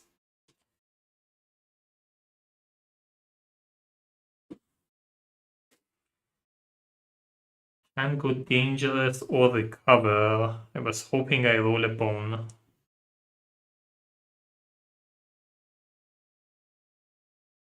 I think I recover and heal for 1 HP.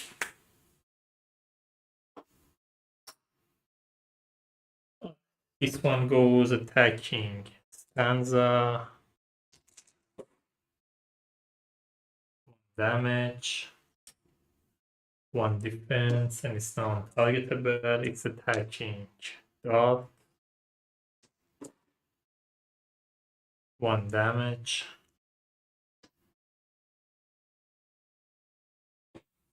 Go to round 3. Oh, should put untargetable down.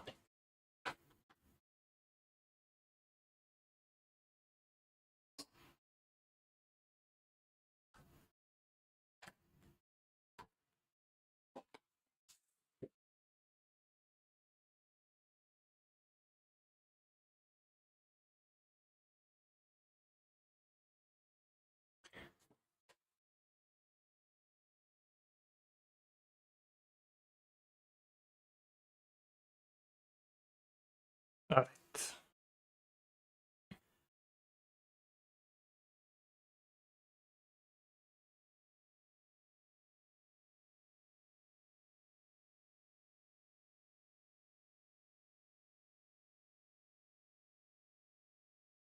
Oh, I just realized I could have defeated it.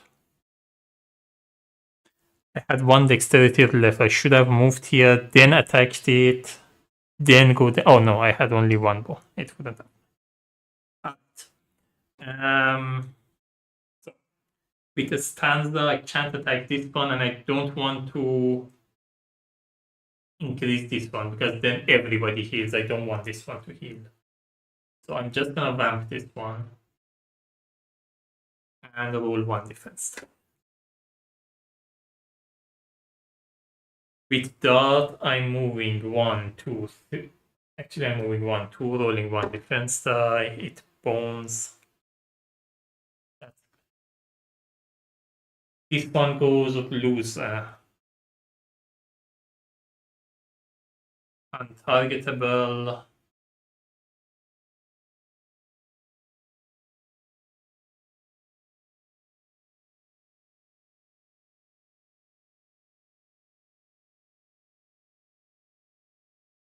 It's rolling 2 attacks die against this. Stanza, that's 3 damage. 2 attack die against that. That's 1 damage. And it gets untargeted.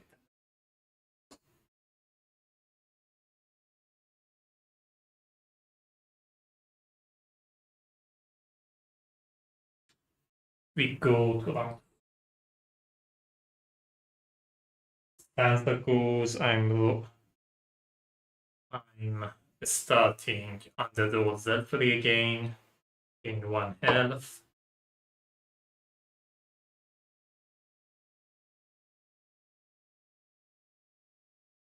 And I'm rolling 1 defense die.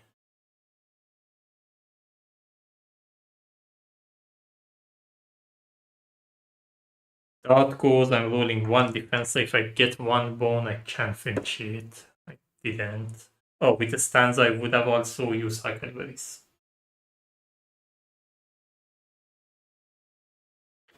I would have used Huckleberries on Stanza herself and healed her for 3.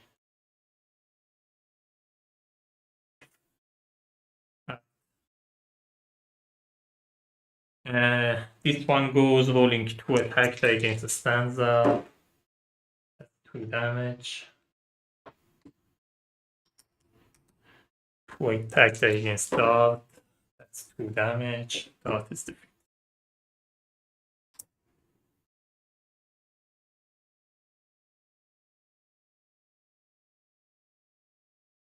Go to round 4.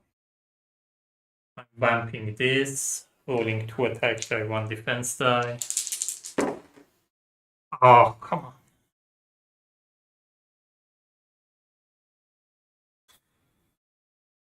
One bone. I'm not gonna apply that 1 damage. Doesn't matter.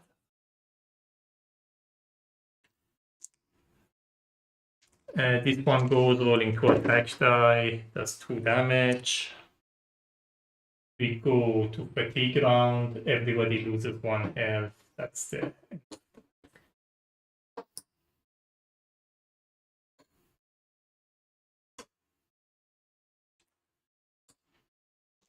Alright.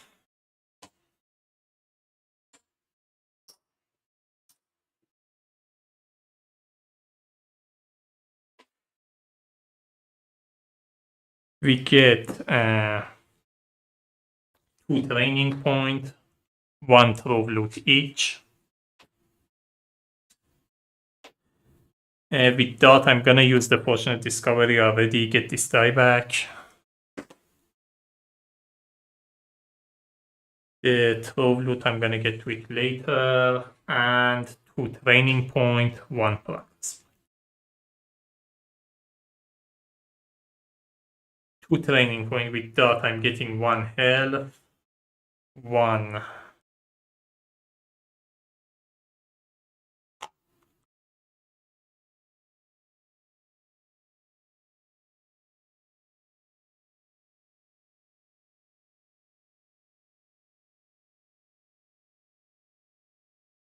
Wanted to get one dexterity, but I think I want luxury or mono more.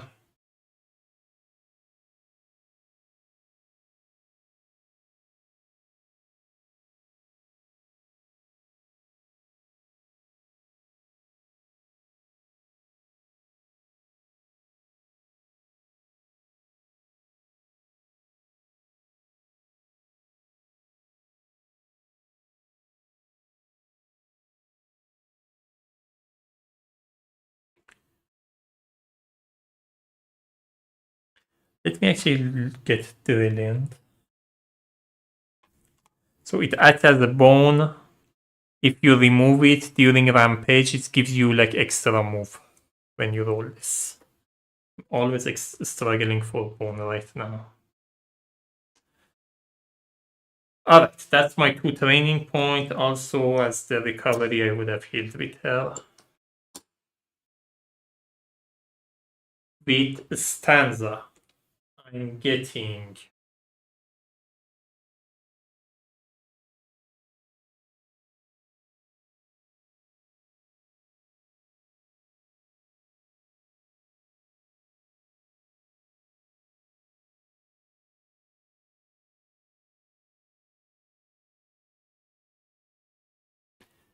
think I'm gonna need another dexterity. I'm gonna get another dexterity and I'm going to get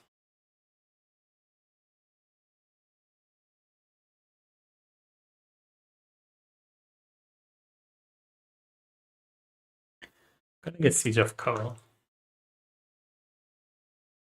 So this one, based on where it is, it can either cleanse and like remove a status die or give you defense.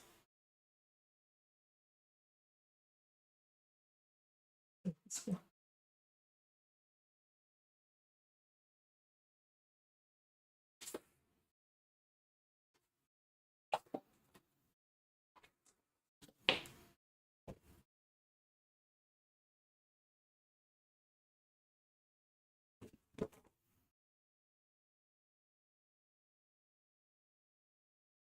Starts on this side. Alright. I did both of my training options. I'm doing a lockpicking attempt. I'm trying on this one first. I need 3 level. That's 1 level. I can convert this, make it 3 level, but yeah, I will do it. I need 3 trip. That's successful. So first one is open. I'm doing dart, but I'm doing dart still on this one, so I need 3 trip. I'm redoing my first attempt. 2 trip plus 1, and I can't save this one. I need 4 4. That's 4.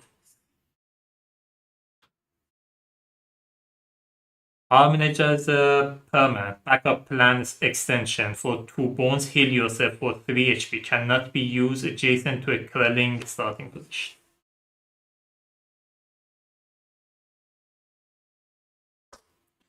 Alright, day 5.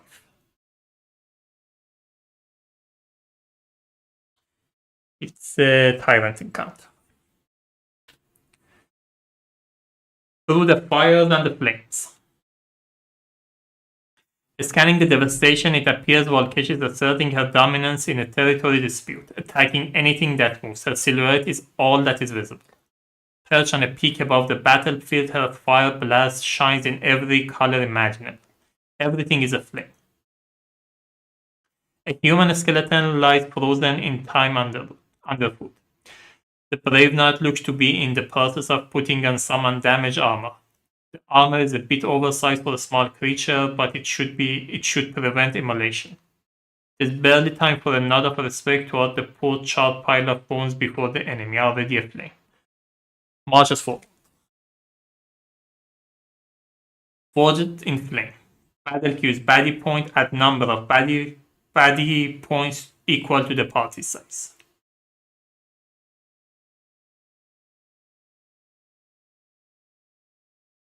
I think I made a mistake here. We should be in day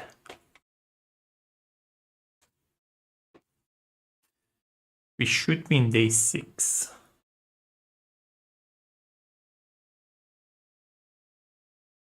Yeah, and I should have 4 progress. But I think when I increase the day, I increase this one. Yeah. It should be in day 6. We had 5 days. One of them was failed, so I have 5 progress points, and we're in day 6. Yeah. Alright. All units in this battle have a skill engulf. Engulf, the skill is all damage roll, also hits all adjacent units to target, including self if applicable. Choose a gearlock to wear the armor. This gearlock is immune to damage from engulf skills.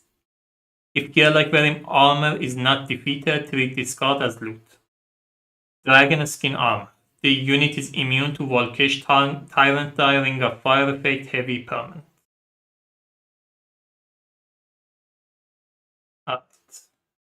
Oh, with Stanza, I should have also healed.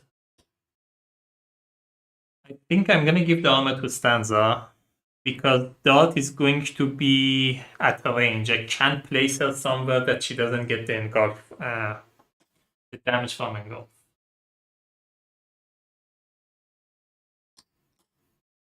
Yeah, I'm gonna give the armor to Stanza.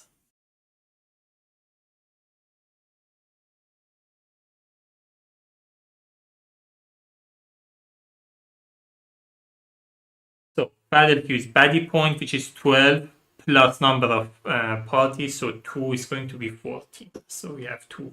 5 point baddie, 4 1 point. First baddie is going to be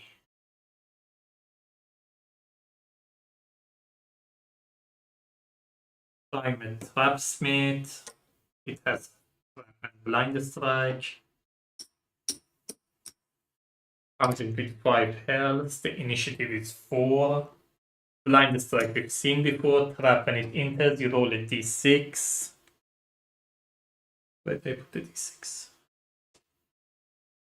And I have to read what happens. I don't know it by heart. So non-water encounters only, it is a non-water. Gearlock of party choice. Oh, I should have chosen Gearlock before I roll.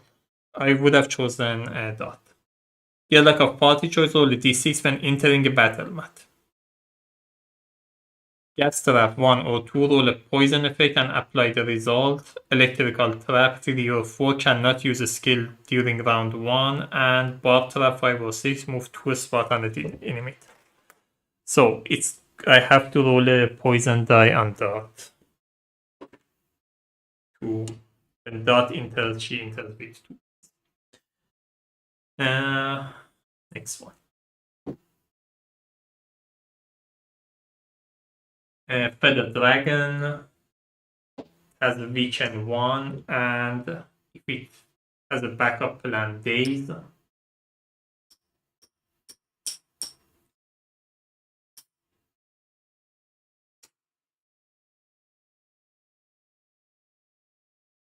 Its range, it's rolling 3 attack die, 2 defense die. And its initiative is 5.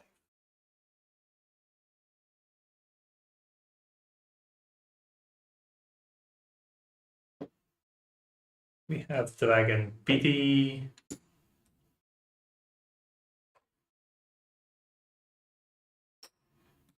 So it's 3 health. Its initiative is 4. And it has weaken 1.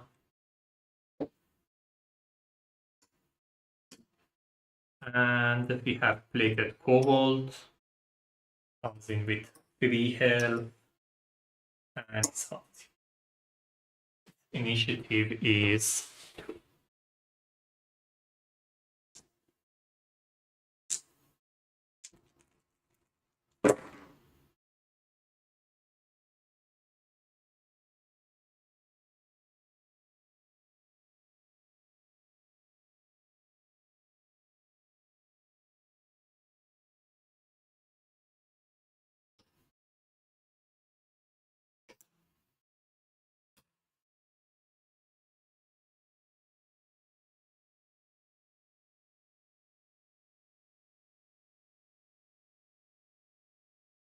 going here with dot, I'm going here with the stanza.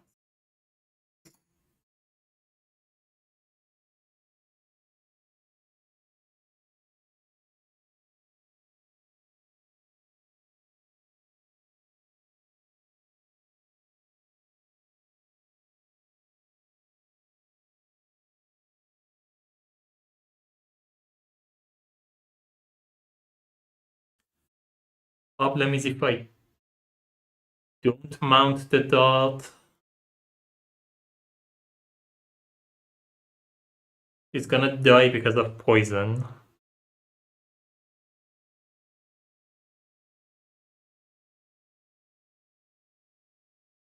But if I mount it, this one is going to attack a stanza.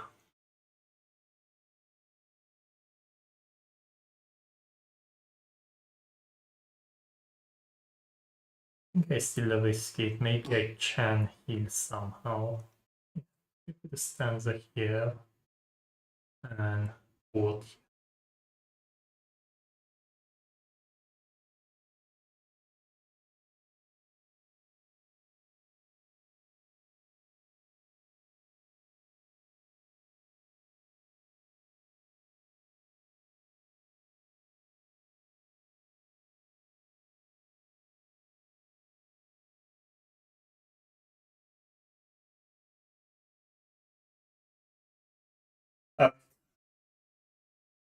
This one goes attacking the weakest. It could be dot. All board, I'm gonna attack board.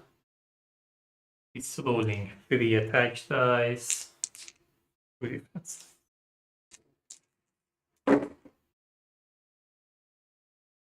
That's 2 damage. Board also gets daze. It also engulf. Stanza is immune to engulf. This one gets 2 damage.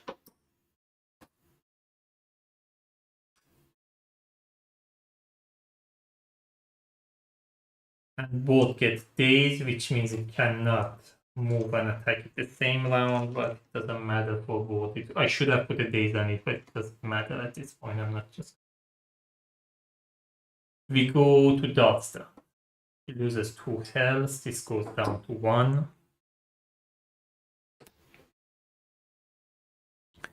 I'm rolling 1 attack die, tetanus, and stimulant. I'm attacking this one. That's 1 damage. And tetanus and stimulant.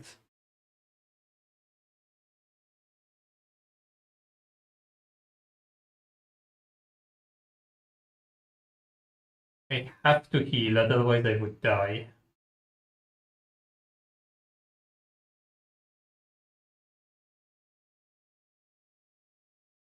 It's going to be a waste, but I have to play it safe and roll this one. So I'm rolling this one.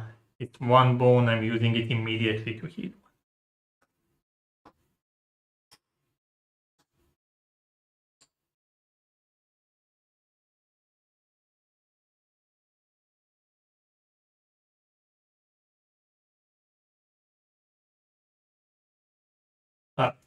This one goes, it blind strike. It's trying this unit next to it. Rolling 3 attack dice, 1 defense die, attacking the board. That's 3 damage. The stanza is immune, board is defeated, it gets damage back to itself, so that's 2 damage and this 1 defense.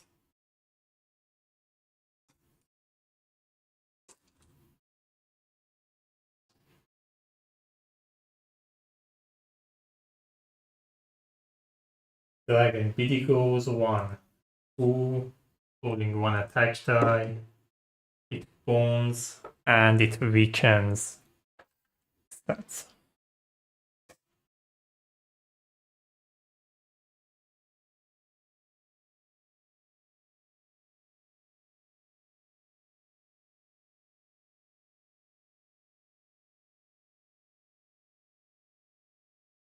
Stanza goes, I'm starting for a mine, taking a turn for a 1-point baddie.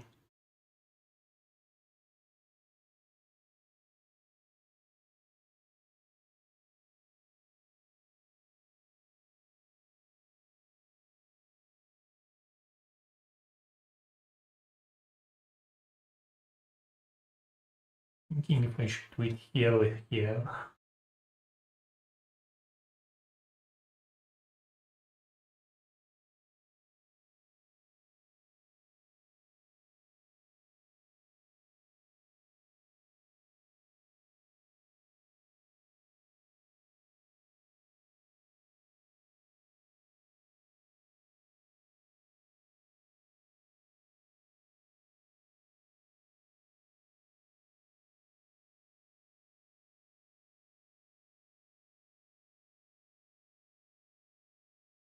I'm gonna do it with this one.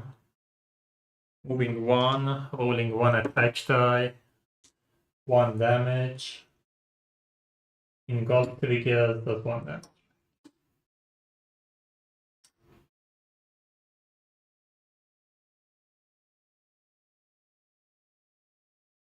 So that's one of my dexterity and weakened one, so I have 3 more dexterity.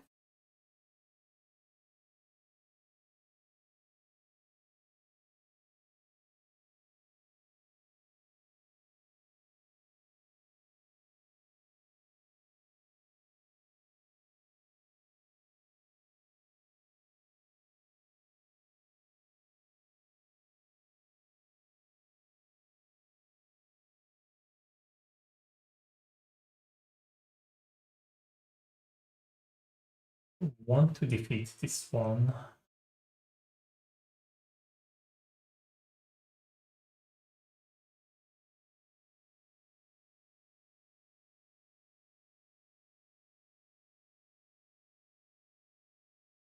Oh, by the way, one of Dot's attacks should have been exhausted. Yeah, I think I should have gone with this one. Let me put this back. I wouldn't have done it with that one. I would have done it with the Dragon BD. I would have done 1 damage here. This one does 1 damage back.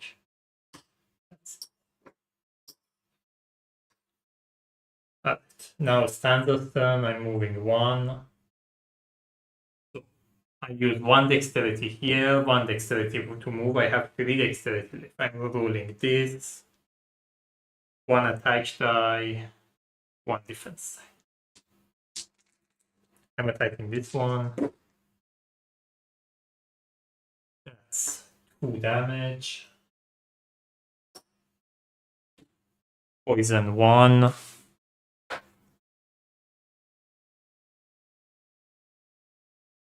And 1 defense.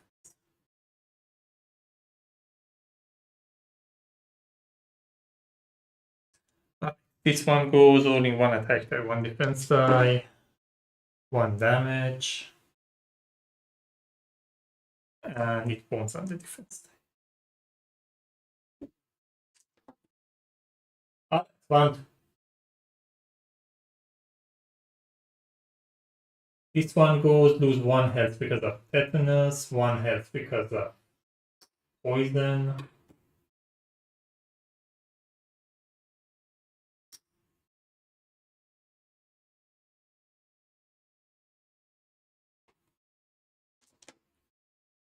It's going to attack the weakest.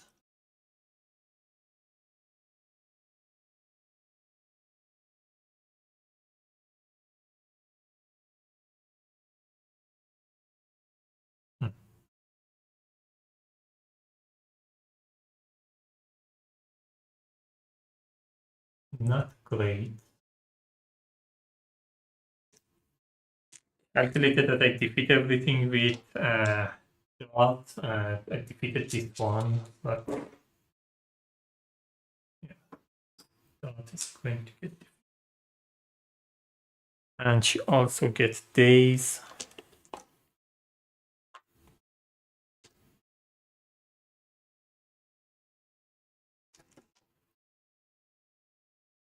Dot goes lose 1 health because of poison. This trap really made for her. And is defeated.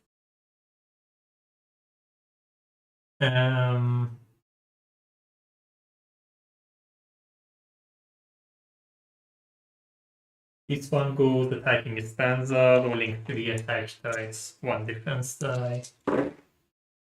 That's 4 damage.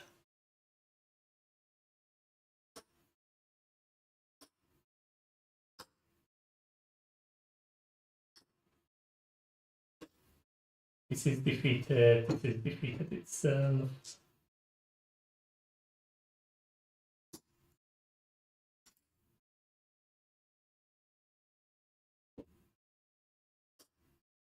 Have to get lucky here.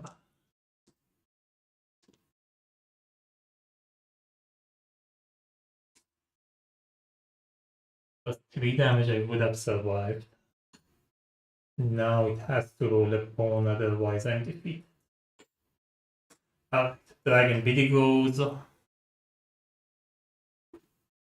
Rolling 1 attack die. Yeah, that's it.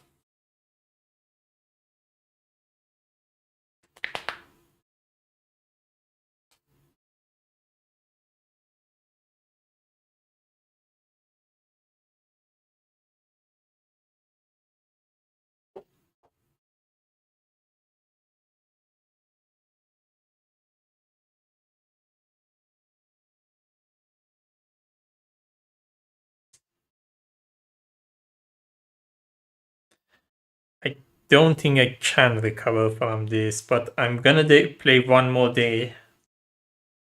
See how it goes. So with both of them, I'm healing to full. I'm just gonna play one more day, see how it goes. If I can, like, manage the next day, I will keep playing. Theoretically, I can keep playing because I have like 11 days. I can catch up, but when you're playing legendary, if you like lose that many like training point and left behind, it's hard to catch up when like when the difficulty keeps increasing. Now I'm doing a luck pick attempt here. So that's 1 level and I can't save it. I need 2 trip.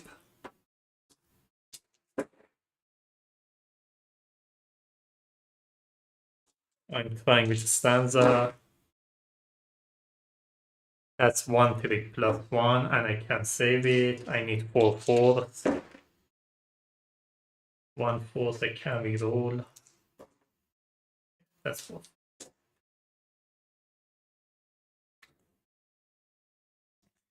Mechanical squid, permanent. During recovery phase, choose one of the following as an additional individual option. Draw the next 2 encounters, water encounters, or set aside. Shuffle the rest back into the encounter. They can place water encounter on top or bottom. 1 at a time, reveal the next 2 Krillin in their active stack. You may cycle them to the bottom.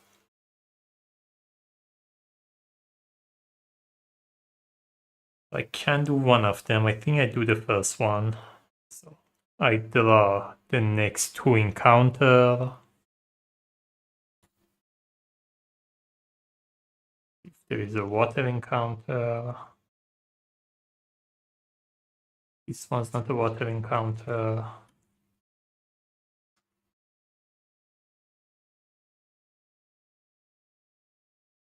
This one is a water encounter, so this gets shuffled back. This I decide if I put on top or bottom.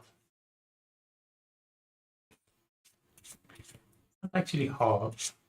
Just baddie with baddie point, you add like 1 Krillin.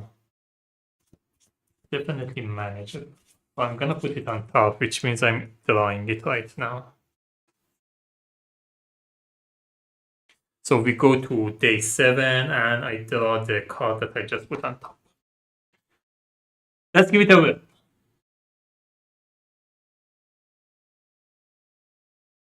Just a second, I got a message that YouTube is not responding.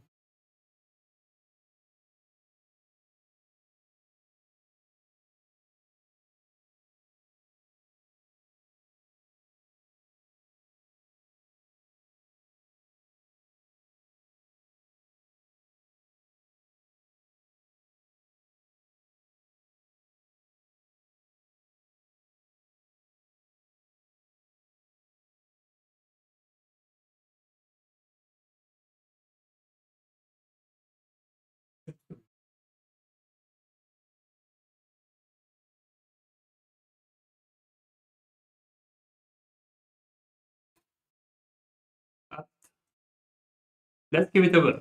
What a night. The bad knot around the slippery lake was all it took for our raft to hightail it down the seaboard, never to be seen again. Providentially, a new raft is soon spotted floating down from north with two corpses lying, perhaps with arrows.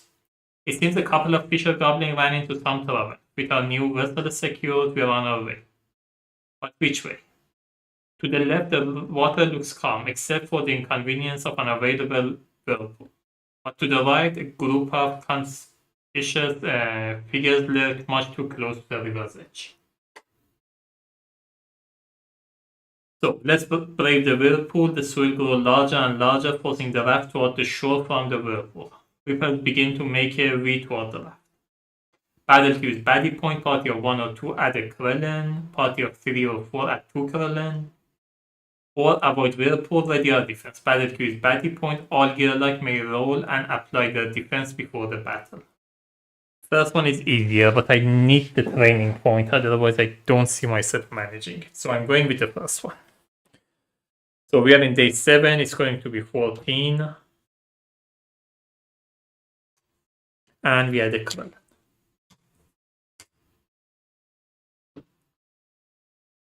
It's Krellin water raft, it has poison 1. Initiative is 3. Only 1 attack. It's not that bad actually. It's coming in position 3.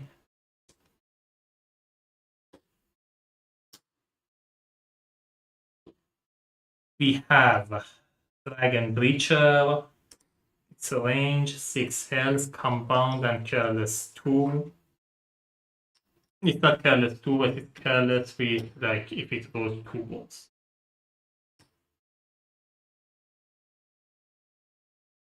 Its initiative is 5. Compound we've seen before, the number of attack die rolls equal to the round number. Initiative is 5. We have Minphage, stubborn, untargetable.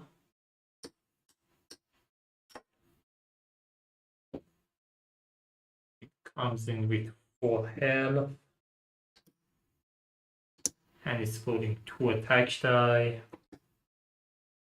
Oh. Not the...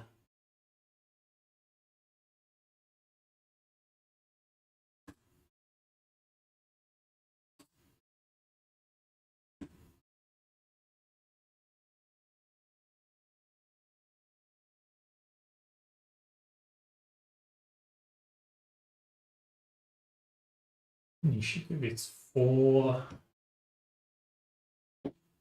And we have the Covert Collector we've seen before. 3 health, initiative 3, 1 attack, 1 defense, and it has a quick.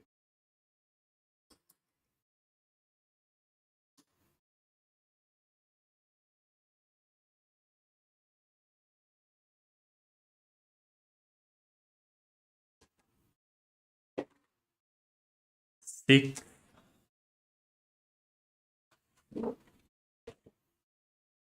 So the equipment 6 is going to be increase any die by 2.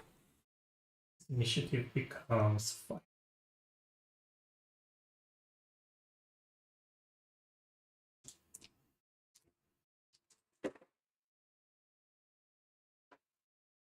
Not a good start.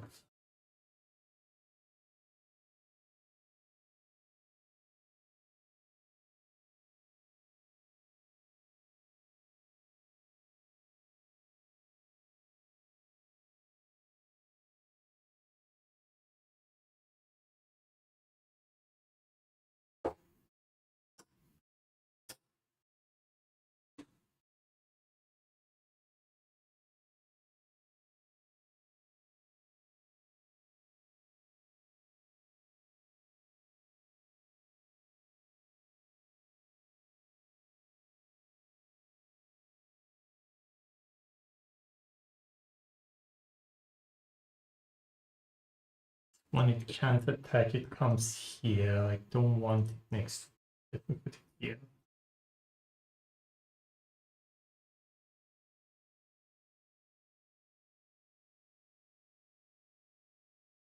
This one is attacking 3 units, so if I unmount the ball, it's gonna attack all 3 apart, so I want to be on board.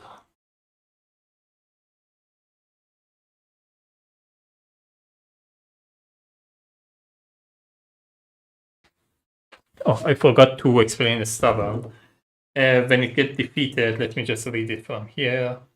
When this unit is defeated, it immediately takes a turn before being removed from the battle mat. So after it gets defeated, it is still like action before.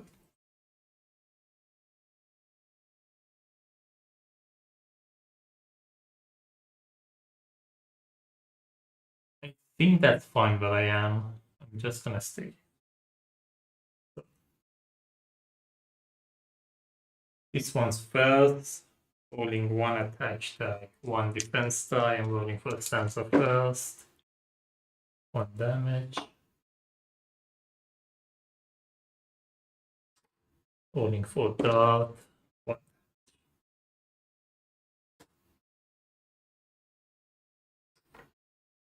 Oh, I shouldn't have put them next to each other. I just realized these two. This is attacking both units. Yeah, I would have put a stanza.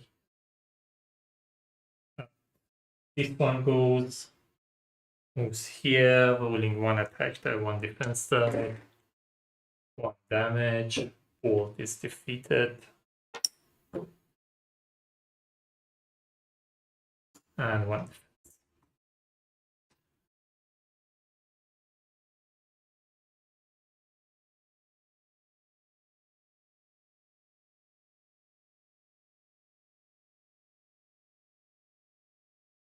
Stanza goes, oh,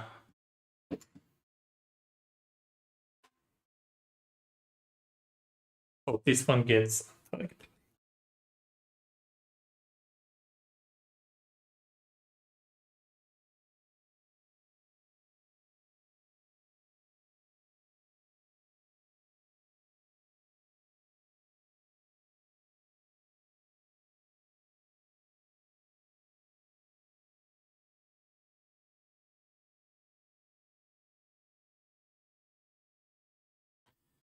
I'm moving 1. Rolling this. 2 attack dice. 1 defense die. Now instead of rolling defense die, I'm gonna start under the order 3, give myself 1 bonus.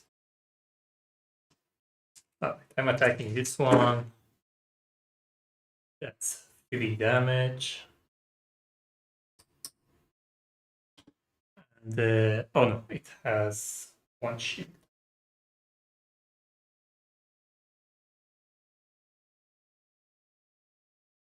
And poison.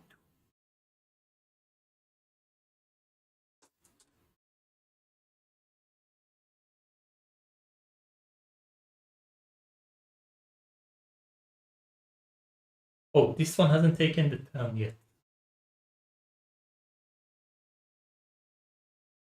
Sorry, I would have attacked this one. I don't know why I thought this hasn't taken the turn. So that would have been 3 damage. We give this one's health back. And shield back. I don't want to deal with the targetable one of this one. I don't know why I thought this one has health.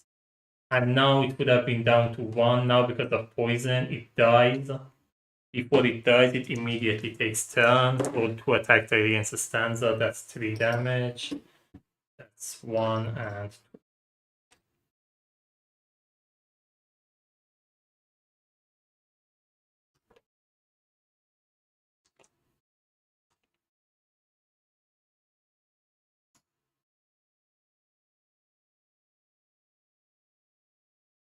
This one goes, it can't attack, it moves here, it still can't attack, put a rocket chip here. Actually, let me put a rocket chip. Then dart goes, I'm rolling 1 attack die, tetanus, stimulant, and this back tool. I'm attacking this one.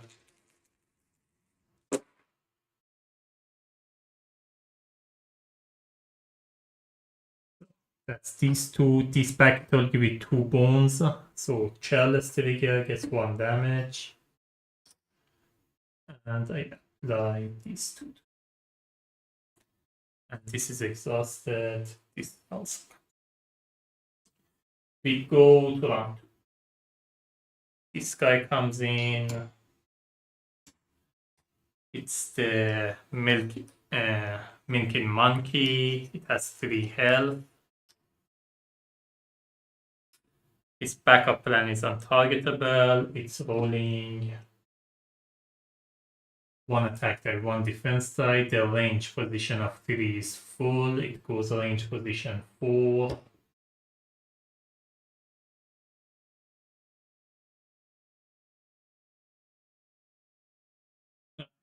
This one goes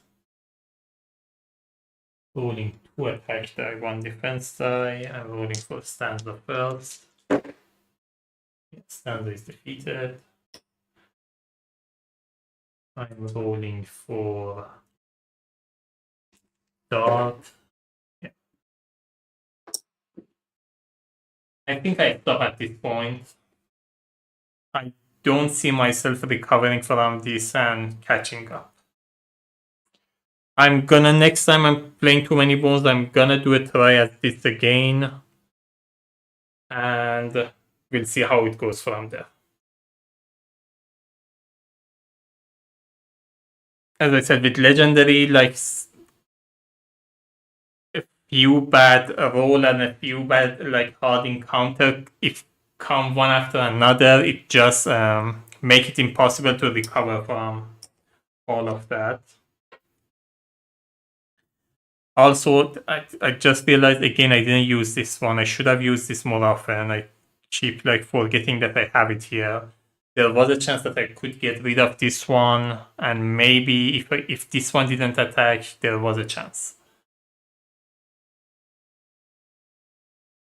Anyway, that was it. I didn't manage. I still have time to get the 7 progress point, but the way it's going with like I'm so under trained for day. I'm about to go to day 8. And I'm just under trained for it. Whatever comes out, I won't be managing it. So I'm gonna stop here and try the same thing next time. Again with Stanza and Dart. I'm going to go against Vol'kesh and we'll see how it goes then. Alright, that was it. I hope you enjoyed. If you have any comment, question, suggestion how I should have played this one, let me know. I try to get to you as soon as I can.